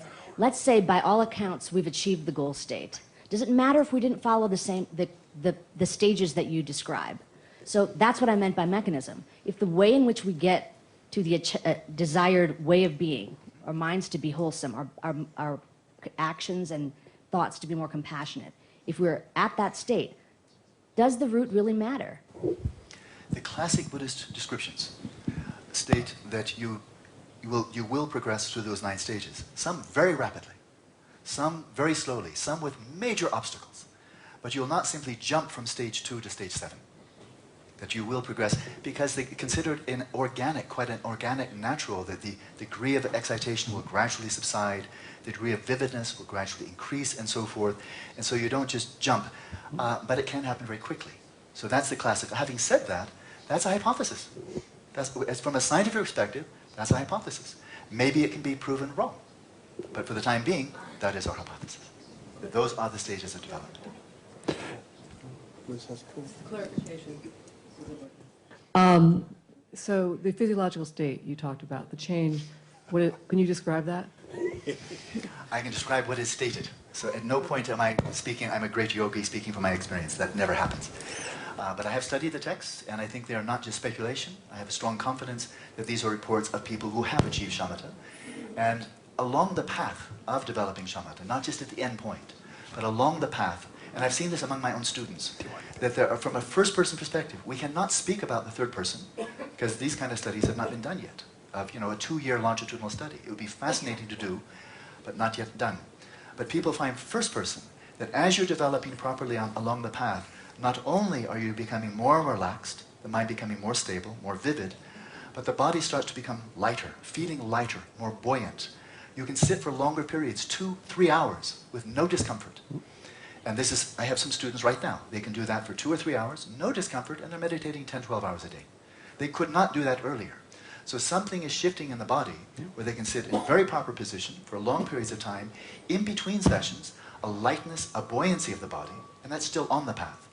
Now, Tsongkhapa is especially clear, I think, in showing that when you actually achieve shamatha, it's not just getting a little bit better. There is a discontinuity, something quite abrupt, something quite memorable takes place. And he describes it from a first-person perspective as, first of all, having a feeling as if somebody's placing a palm on your bald head.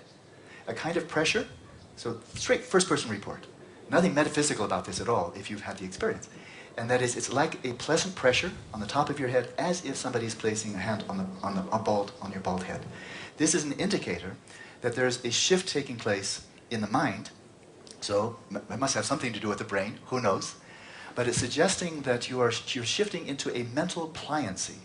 And as a technical term, prashrapta, perhaps Rupert will tell us more about it later, but a buoyancy, a malleability, a pliancy, that you can really feel that like you're a mental gymnast, that you could do whatever you like with a mind. This takes place, this catalyzes, it's top down, that is mind to body, you feel it subjectively, mentally, this catalyzes or triggers a feeling of pliancy in the body. You feel as if you could levitate. You can't, but you feel so light, and there's a sense of just malleability, of suppleness, of smoothness in the body. You experience that, and then out of that, you experience a bliss, and the bliss actually saturates the entire body. You get blissed out temporarily. And they're understanding this in terms of the flows of energy from a first-person perspective, and then the bliss just saturates your body, really quite ecstasy, and almost like a pot that's bubbling over, then it flows into the mind, and you feel a mental ecstasy. So it's quite distinct, physical then mental. While you're in that state of mental ecstasy, you really can't do much. You couldn't work on a math problem, right? Or something like that. You're pretty much blissed out, but then it gradually tapers off, and it becomes much more calm, still very pleasant, a sense of well-being, but now if you want to do a math problem, or go to some other form of meditation, you can, right? So that's a fairly close description, all first person. And what would be utterly fascinating from my perspective is to do a longitudinal study for however long it takes, from people from very beginning stages, map what is happening physiologically overall in the body, what's happening in the brain, try to map that to these 9 stages, and then have a person, my favorite would be, have a person who's like 9 months pregnant, the water is about to break, have a person who's achieved the 9th stage, is just about to achieve shamatha, put them into an MRI with simultaneous EEG, and say, okay, you can give birth now. And have them actually achieve shamatha while in the MRI. That would be very interesting. That would be like giving birth in MRI. That may be too much to ask for, but it would be very interesting, but it would be certainly very interesting, even that's a bit difficult to do, to have a person who has achieved shamatha. And then see just what is the difference in the brain. The nervous system, the physiology in many ways, with blood tests, with saliva tests, but a longitudinal study is needed, And for this, I would suggest that as scientific research would never have made the progress it has now if we didn't have laboratories that are well-funded, graduate students who are getting scholarships and fellowships, observatories for astronomy. We would never have the progress if we didn't have the laboratories and plenty of funding for young science students. If they all had to be independently wealthy, we'd have a tiny fraction of the scientists today. No laboratories, you've really got no science at all, or not much. For the contemplative scientist, the contemplative inquirer, investigator, you don't need a $10 million lab, you need a $500 hut, and you need a couple of meals a day. And so in fact, in terms of cost-benefit analysis, it's very effective to support, 100 yogis. That would be much less than supporting a $10 million lab.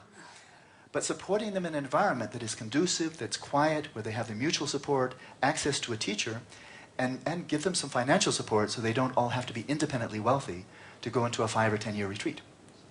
So if we have that, and then bring in the science, then we can have some very interesting data come out. And I'll mention very briefly that my dear friend Klaus Hebben and I are moving in that direction of creating on the island of Phuket a 40-room meditation center specifically designed for long-term retreats where people can learn how to practice very well in 80 days. But then, as if I'm a head of an orphanage, after people have practiced for 80 days, if they'd like to practice for another year, 5, 10 years, then I put them in homes. That is, retreat centers I know around the world where the person heading the retreat center is willing to put them up, provide them with food for a very small amount, like utilities and food, $15 a day. And then let them practice for 5 or 10 years, and with other lamas, much more experienced than myself. It's not about me, but creating the environment, and with the support, I think over 5, 10 years, we might have some very interesting results. And one room in the Phuket Center will be allocated as a scientific research lab. And we will have primarily, I think, non-Buddhists coming in. So this is not an issue of trying to validate Buddhism, bringing Buddhist scientists in to show us that we were right all along. Bring in absolutely critical scientists, and then simply put it to the test. And try to do the longitudinal study. I think there's great potential there. And we're starting with Klaus's help, enormous help. Thank you. So Alan, I just want to bring it back a little bit from that remarkable vision. Here and now. Taking a bit of a cue from Amishi's comment about compassion and virtue. In the beginning of your talk, you spoke about a broadening of the definition of samadhi. Yes. And I would like to ask you to unpack the practice of the 4 measurables in the context of shamatha, because I'm hoping that this time is going to set up so nobody needs an orientation into what else you taught. Sure. I'll try to make a really mini discourse on that, because I was the one that selected the meditations for the shamatha project, these 2 3-month retreats. I selected the 3 methods, but I felt, having meditated a little bit myself, knowing that when you're meditating 8 or 10 hours a day, a lot of emotions come up, desires come up, internal obstacles arise. And having done a little bit of practice of the cultivation of loving kindness and so forth, I found these very helpful for developing emotional regulation, for opening the heart, developing a broader sense, not just about my situation, I, me, mine, but a broader sense. And so I thought this would be very helpful as a complement to the shamatha to have, number one, help people through the difficulties that they'll encounter in shamatha practice, on the one hand, but also the cultivation of loving kindness, compassion, and so forth are valuable no matter what, with or without shamatha. They are universal virtues that I think all of us value. And so for both reasons. And so what I had found from my little experience, and I think some other meditators found also, that as they progressed in shamatha, their cultivation of loving kindness, compassion, empathetic joy, equanimity was definitely enhanced. But as they are practicing, meditatively cultivating loving kindness, attending to first themselves, but then others in a spirit of caring, a spirit of affection, really bringing forth the yearning and aspiration, might you find happiness, the causes of happiness. A kind of happiness arises in one's own mind, as His Holiness has so often commented, when you're developing compassion, the first person to benefit is yourself. And then because it brings greater serenity, greater peace, greater sense of well-being. So I won't go into the meditations themselves, but specific meditations, and these are not simply to cultivate an emotion. I think this is very important. In the Buddhist understanding, loving kindness is not an emotion. It's an aspiration, a yearning. May you find happiness and the causes of happiness. This is loving kindness directed towards you. May you be free of suffering and the causes of suffering. It's an aspiration. That's compassion. If you find great success, or you find much happiness, or you cultivate great virtue, taking delight in your success, your virtue, this is not an aspiration, that is an emotion. It is joy in your joy, right? So that is an emotion, and then equanimity is not simply feeling neutral, but it's an impartiality, that the feeling of caring, of tsewa, of caring, of loving kindness, compassion, extends equally to all sentient beings, finally all sentient beings. And so for each of these are meditations, they complement each other, and I think many people have found that insofar as you cultivate this, the mind as a whole becomes more peaceful, more balanced, happier. And then that's very good for shamatha. But the more focused you become in shamatha, the more effective your practice of loving kindness and so forth. So I think there's a lot of balance there, and a very, very wonderful foundation. And another, as you well know, a major reason I chose those practices is whether you're Buddhist, Hindu, Christian, agnostic, materialist, you can practice these. And we did have all of those people in our retreat, and all of them got benefit, whether they believed in reincarnation, karma. I never, and you know, in our 11-page questionnaire of people applying for this retreat, we never asked them, do you have a Buddhist worldview? Are you religious? We never asked, right? And so it was open to anybody who practiced. We subsequently asked. After the fact, but that was not a prerequisite. It wasn't a for getting in. requirement. It was just something it's to very know. interesting afterwards, sure. But this was not a prerequisite, and it's quite clear that people who are Buddhist, non-Buddhist can benefit from these practices, and out of the experience, you may find greater faith, confidence, trust arising, but not simply based on authority, but your own experience.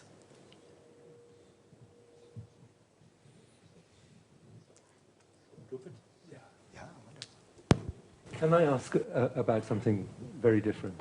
I got a little bit lost when you were talking about awareness, I think, and when you were talking about awareness of dreams and what's going on. Right. And partly because I think I was thinking about this through a different a Buddhist framework. Right. And I'm a little bit interested about how objects are analyzed within the I'm a little bit interested in how objects of the mind are analyzed, classified according to Tibetan tradition. So according to the Theravada tradition, objects of the mind can be of a number of different types. Basically, they can be sense data, so visible object, audible object, etc. And they could be a present sense data. Present. It actually exists. Oh, yes, indeed. It could be something that is past. Yes. It can also be something that is future, but we won't go into that. So present or past, sense data. It can also be the mind, chitta, chittasika. Yes. So mental factors can also be objects. Again, present or past or future. Yeah. Then there's another category, which is concept. Now, when you were dreaming, basically the object would normally be an object coming not through the senses, but through the mind door. And it may be conditioned by past sense data experience and mind door experience, but it's largely just concept, unless you are actually remembering. If you are, you could have a dream that is just a simple memory. But of course, memories are also constructs. So I got a little bit lost in what you were saying about you were actually experiencing something there in a dream. Because according to my understanding, at least of the Theravada analysis, in a dream, you would be experiencing a past, well, a concept. Concepts are neither past, present, they're not classifiable by that system. A concept's a concept. It's a construct, a mental construct. Right. I think it really depends on how you're defining concept. And there may be different definitions for this. I like to take the example of a lucid dream. So you recognize the dream as a dream. And in the midst of that, I've had a little bit of experience, so I know it happens. And in the midst of but it happens in a non-lucid dream anyway, but when you're lucid, you actually know that it's happening. You know that what you're experiencing is not the external environment. When I'm looking at you now, I'm assuming there really is somebody over there. You're not just a construct, a free creation of my mind, but there's someone I'm speaking with who has an independent mind stream from mine. According to Buddhism, I am just a concept. Yeah, but then it's a matter of definition once again. But this person over here, if I die, you don't die. You don't vanish. You don't disappear when I close my eyes. That there's something independent of my mind stream that we will call a set of 5 skandhas, if you like. But in this regard then, when you're dreaming, there are appearances that you could directly observe. You're looking at a lake in the dream and you see the sun shining off the waves. It's an immediate content experience. You're looking at it. You're seeing it very much like seeing reflections of the waves during the daytime. You may hear somebody say, Alan, and you hear them say that. You're not just you actually heard it say that, and you may get the scent of a rose, the taste of watermelon, and so forth. And so I would say this is direct perception. Of course, it's configured by knowing what watermelons are. Of course, it's configured by the brain. And of course, it's configured by past experience. If you've never seen a watermelon in your whole life, very unlikely a watermelon will appear in your dream. If you're deaf, you'll probably not hear people talking in a dream. So it's based upon past experience, but it's not simply a replication of past experience. It would be like saying that Van Gogh or any other great painter was just painting things that other people had painted. Because after all, he was using the same paints. Well, in fact, they're all unique creations, but they were using the same paints. And so in a similar fashion, when you're dreaming, it's a fresh creation. It's unprecedented, even though the seeing colors is based upon visual perception and so forth. So exactly, I mean, I would ask His Holiness Jimbala, exactly what is the category for the facsimiles of vision, of sound, and so forth that you're directly perceiving in a dream? I think I wouldn't quite call it a concept, but what would you, you're all more knowledgeable than I, what would you call that? What category would that be?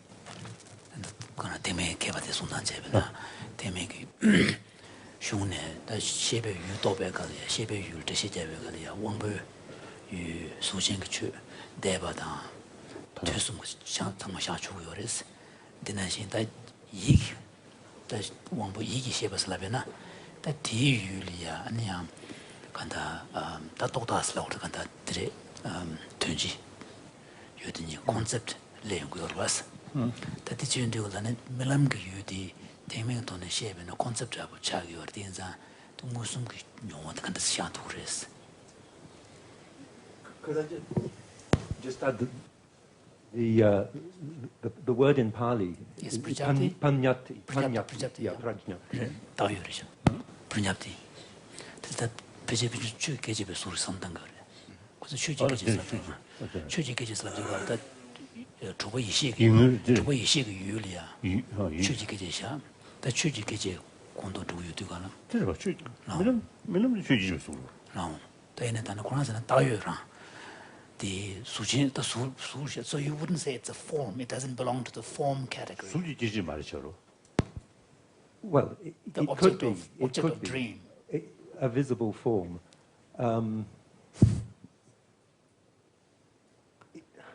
We're getting into very technical discussion. What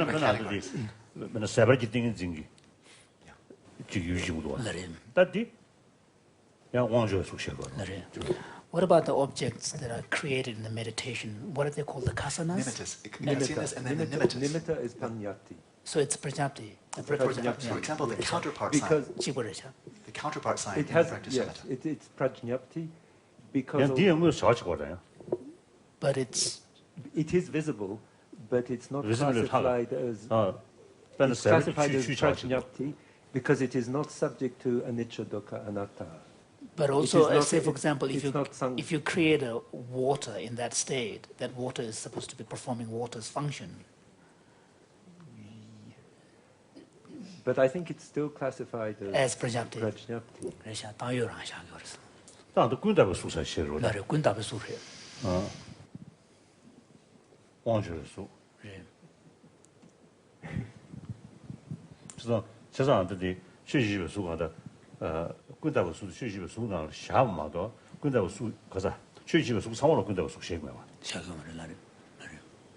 So in the Indo-Tibetan tradition, So Yeah, what could do, Mary?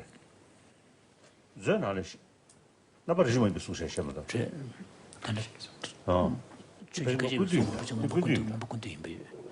So, for example, in the Abhidhamma Samuccaya, Asanga system speaks of forms that belong to the mental objects domain.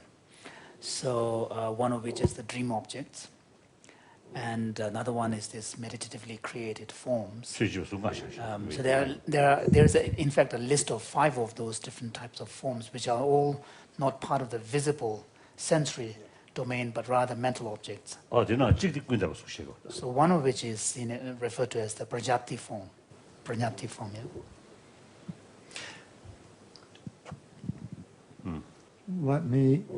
Let me add just a bit of perspective from cognitive neuroscience, psychology, about all of these matters related to evidence from brain imaging. So consistent with Alan's take on what's happening during lucid dreaming, it has been demonstrated in certain brain imaging experiments that skilled participants in imagery are able to receive instructions and create in the mind and brain images that they experience, and I'll exaggerate a little bit, but almost as if those objects that are associated with the images were actually present, and the brain activity that's supporting these kinds of subjective experiences will involve mechanisms that are both in the anterior part of the brain that are responsible for generating activity in the posterior part of the brain, and in particular activity in various levels of visual cortex. So we know starting at the rear of the brain in the occipital lobes, there are different visual areas that start off being very concrete in nature. That's primary visual cortex.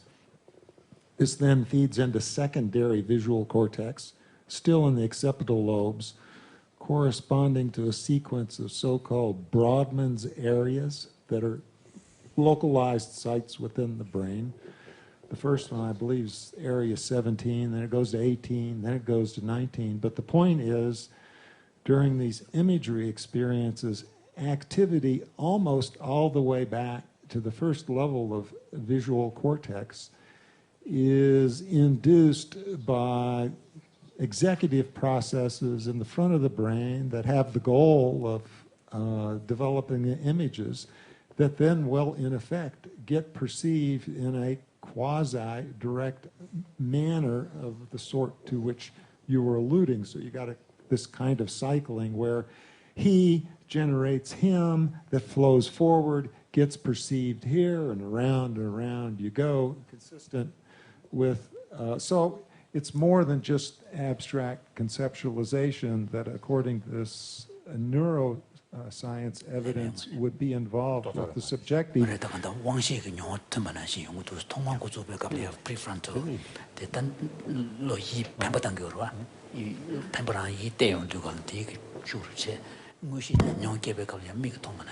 other words, David, you are saying that what happens is very similar to the actual brain processes that happens when you see something. Exactly. The front of the brain induces activity in the back of the brain that's very similar to the activity that would occur if stimulation was feeding into the brain through the eyeballs, interior parts of the brain, to the back here, in the presence of an actual object. And in fact, in the first Mind and Life public meeting, which was at MIT 6 years ago, one of the presenters, Stephen Koslin from Harvard University, is a principal investigator in demonstrating the occurrence of these processes through brain imaging methodology together with instructions for generating imagery experiences.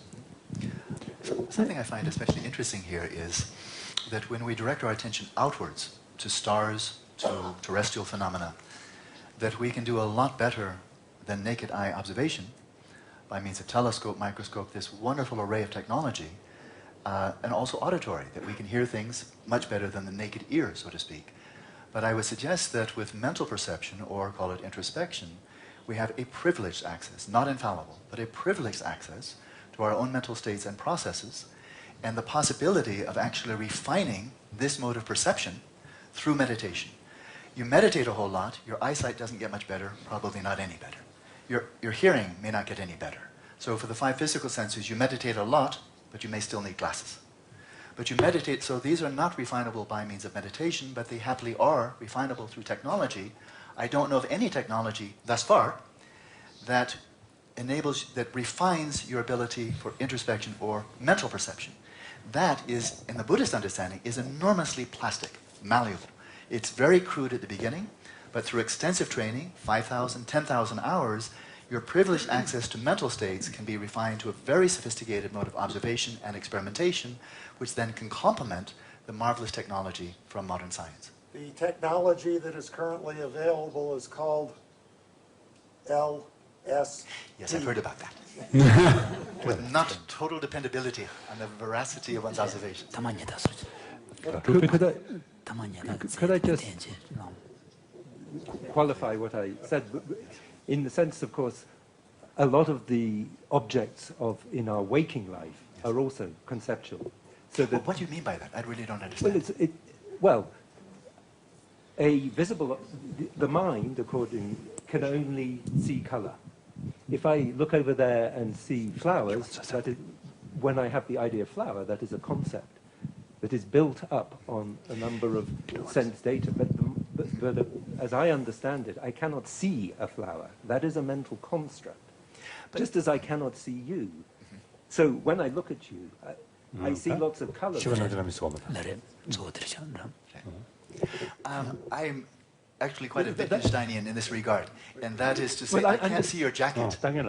Implies that I see you naked, or I can't see your body. Go down. Please. So in kind of the Indo-Tibetan discourse in the epistemology, there's a debate on how do we understand the perceptual process when a perception occurs. Does the perceptual process require an interpretation where akara is imposed, a form is imposed upon the object or sense data, or is it more of a mirroring, one-to-one representation? So,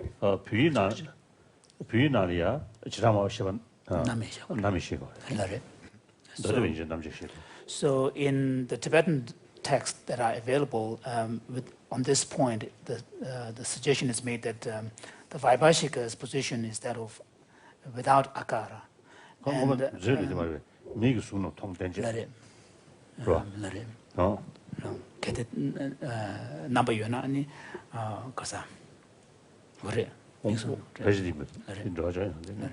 So His Holiness was asking, is the Theravada's position one without akara or with akara?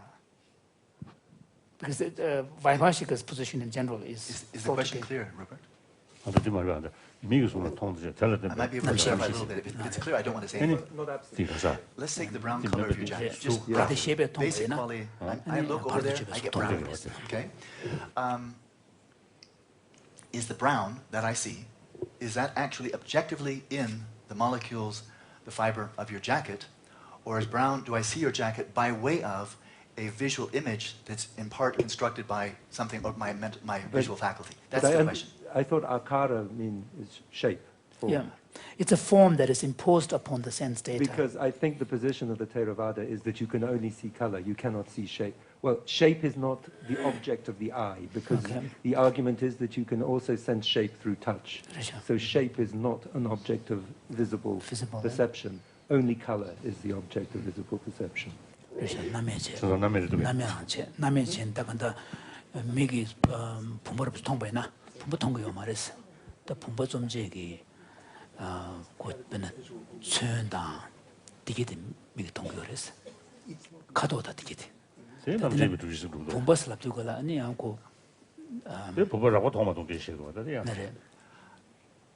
if I'm not mistaken, 남의 나부터 근데 지라마 바로 선수자는 치료가인잖아요. 라보 통벌에 참 유진 통벌에 유진 통말이스. 라보 자스모 주르스. 셰디고 그러다. 근데 남의 안 되는 남자는 계시다. 안 되디 시중에 계시고 다른 게 있어야 돼. 볼하게 돼 남의 몇 접시 그래서는 배는 지라마하게 가서 지nembe 지게래야 아니 지통부터는 도통선수 라교레스 사통아 가서 맞아 오늘 되는 사통요 말이죠 봐. 근데 보시게 그러고. 데 배는 매도 미통 말이스. 매도 카도도 미통 그랬어. 매도스 랍주고라 아니 그냥 도배간 레사레스. 템플 때문에 있는 건지 제기요. 네. I'm not sure. So according to this position, the flower is not a visible form. It's the color of the flower that is the visible. The flower is something you constrict. The flower, when you have the idea, I am looking at a rose, this is, you have built this up through visible so perception. The eye doesn't see a rose, the mind sees it. So it's at the mind door level. It's at the level of manas. At the level of mind door, you can. The eye sees color.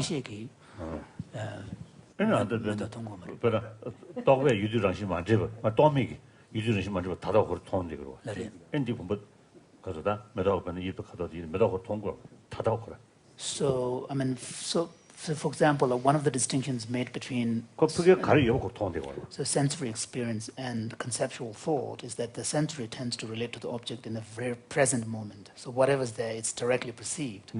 So wouldn't one have to accept that whatever's there, which are the properties of the flower, shape, color, and smell, wouldn't all of these be objects of the senses?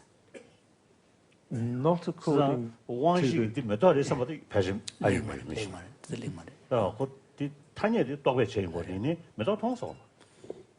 each of the things that... Can you translate that? So, I mean, wouldn't one have to say that although this is a flower, it's at the level of manas, mental cognition. So it's come through, but the senses will have to be perceiving the flower, which is the base, because when you say this is a flower, then you're already giving a label. Yes. But the perception of the flower.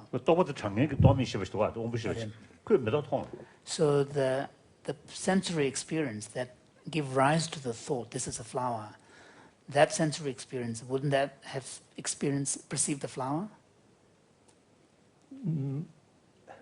As I understand the analysis, not the flower directly, only the color, smell, whatever.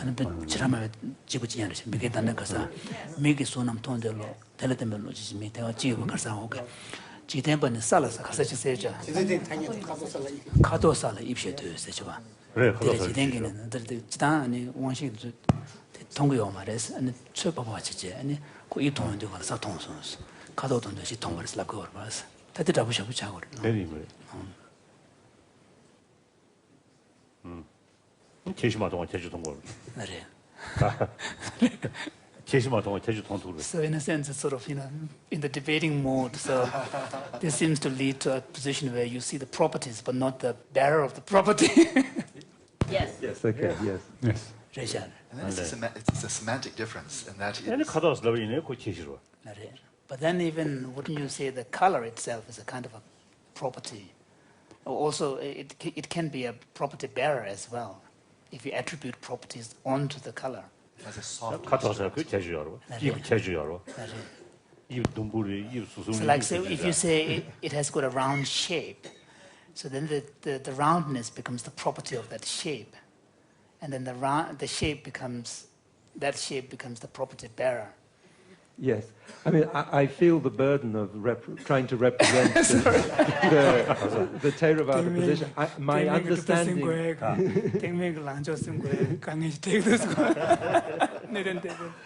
My understanding may be wrong of what the Theravada Abhidhamma is saying, but I think what it is saying is that the senses, the object of the actual, that you get through the senses is very simple. Very simple. Smell, color, taste, whatever.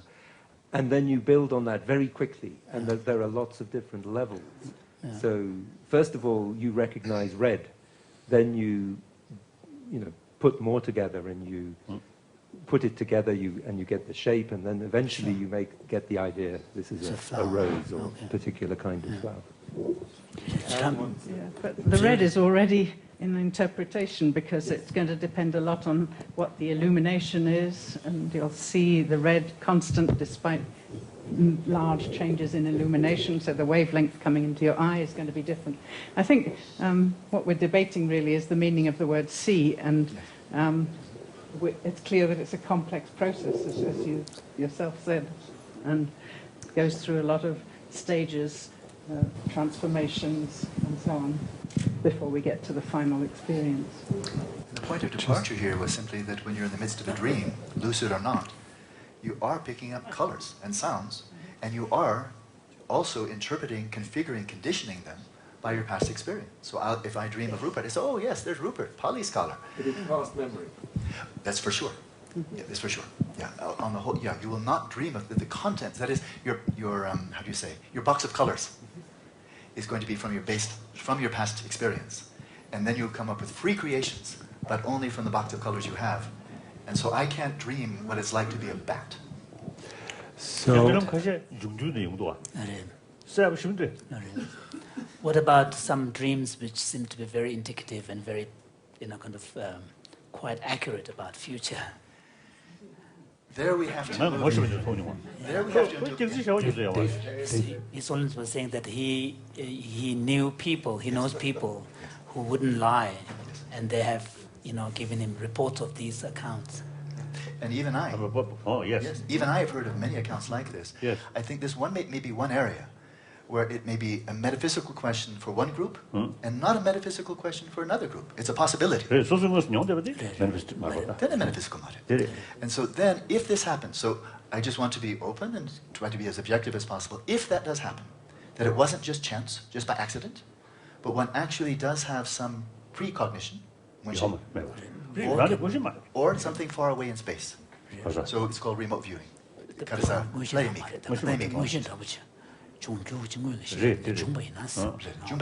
If that takes place, so let's assume we don't know for sure. Yes. Some people maybe do know for sure, but I don't know for sure. But if it takes place, then I think we need to have a broader concept of the mind that makes that intelligible, makes it that we can make sense. And so then in the Buddhist understanding, we have not only the coarse mind, but a subtle mind. So it can happen in principle that a person may be born blind, not Buddhist framework. A person may be born blind, but if that person achieves shamatha, has past life recollection, that person may dream in color in this life by drawing on memories from past life, right? Or, so there's one dimension, right? So again, we're just for the time being saying within Buddhist framework. We're not saying, oh, please believe me, this is true. But if this does happen, we have to make it intelligible. And so we may be tapping into a deeper dimension of subtle consciousness, or there's the very deep, the extremely subtle consciousness, which may have access to events in the future. And of course, in Buddhist view, the Buddha Shakyamuni had a lot of access to things in the future. Not understandable by coarse mind, not by subtle mind, but a much deeper dimension. So I think scientifically, the first thing would be determine, does it happen? If it does happen, you have to stretch your notion of the mind and not insist the mind is just a product of the brain. If it's not clear that it happens, then you don't have to explain. So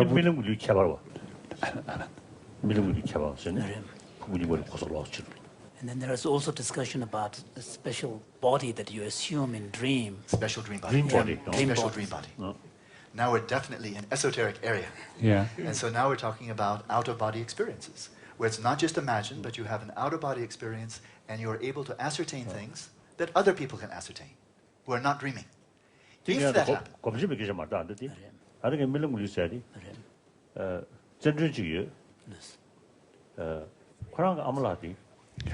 대니 쿠시대 유자직시 대니데 되네 니 수사이버 그돌이야 로봇 잡는 침비시 말한 거 시야도 아마 진짜 로중이 말이 검증이 말 그거 말이 So this is not just this general magic 시야고 전 주제죠 So this is a phenomenon not just because of confined to high levels of yogi, but there was a story of one of the Tibetan officials in Tibet. Once his mother went into this very deep sleep for about a week actually, and when she woke up, she told a very vivid account of the various places that she has visited to her son. And it's the son who told the story to His Holiness. So His Holiness was saying that he knew the person quite well. There was no reason why he should have made it up. So during the sleep, the breathing process, the respiration is still going on. So it's not someone who has stopped breathing. Here I think the cultural relativity is once again very important. There's a maximum I've heard many times from my scientific friends and colleagues, that the more extraordinary the claim, like somebody had direct access to something in the future, or distant in space, or had an out-of-body experience, these are extraordinary claims. The more extraordinary the claim, the more robust, or solid, or reliable must be the evidence. But often this is said as if there's only one perspective, and that is only the scientific perspective. But I would say there are multiple perspectives, and that is for a yogi living in Tibet in the 19th century, there was nothing extraordinary about people making claims of clairvoyance or having body. It was completely normal. It was very common. That I've never seen a Buddhist text that gave a bunch of logical arguments to affirm that clairvoyance occurs. And so it was not extraordinary in that context. Now maybe they were, from a scientific perspective, maybe the whole culture was diluted. But maybe not. And so from the Tibetan perspective, let's say 19th century, the notion that human beings got into a metal box and traveled to the moon and walked and jumped around and came back would be a very extraordinary claim. And they would say, could that have been fate? Is the United States so honest they would never try to deceive anybody? It's an extraordinary claim. Now, from my perspective, of course it happened. But I think there are Tibetans nowadays who still think, maybe, maybe not. Because from our perspective, that's very extraordinary. So it's simply to acknowledge there are multiple cultures and multiple disciplines of knowledge, and what is extraordinary for one is not necessarily extraordinary for another. I would like to pass the word to Sean, who, from the philosophical side, could maybe wrap this all up. Oh. I didn't intend to do that. I wanted to go back to the flower and the perception of the flower. I thought there was some consensus growing between Rupert's description and the cognitive psychologists. They seem to be agreeing. But from the phenomenological point of view, it seems confused, because there might be a confusion between what's going on in the brain, and certainly there's a lot of processes and building up, so to speak, of things in the brain. But I think the phenomenologist would say, I actually perceive the flower. My experience is of the flower. It's not of all these processes. So there's at least two levels of description here. One level of description is these neuronal processes going on in the brain and accomplishing this kind of perceptual process, but the perception itself is of the flower. Yeah. And so we all go around saying, oh, I see the flower, and we mean it. So I'm wondering, does that make sense out of what I see as a kind of consensus growing about that? I would say from the Madhyamaka perspective, which you've not addressed now, Madhyamaka has no problem saying, where's Rupert? Oh, I see him, he's over there. That's perfectly valid. Now, how do I know Rupert's over there? I see him by way of his visual form. I don't see his mind, but I see the visual form, and seeing his visual form is enough to say, oh, I see Rupert. It's not saying that I see some indestructible ego substance that is invisible and abiding someplace in a metaphysical realm. It's just that's what it means to see Rupert. And likewise, so everything you said is completely consonant with Madhyamaka, that like Wittgenstein is making use of ordinary language. We see flowers, we see people. And now, having said that, let's not be simplistic, that I'm seeing a Rupert independent of his body and his mind, the real Rupert who has a body and mind. That's ridiculous. But this is meaningful, accurate speech to say, I know that Rupert's here because I saw him. A person say, Alan, you don't know whether he's here or not. You didn't see him. You only saw his body. This is not useful speech. And so I think the phenomenology and the Madhyamaka are very close here, that we take ordinary speech very seriously. And then we try to make sense of it without reifying the objects of our perception. Thank you. Say Theravada Abhidhamma would have no argument with what Sean just said. Interesting. Interesting. Thank you. Well, we have reached 3 o'clock, Your Holiness.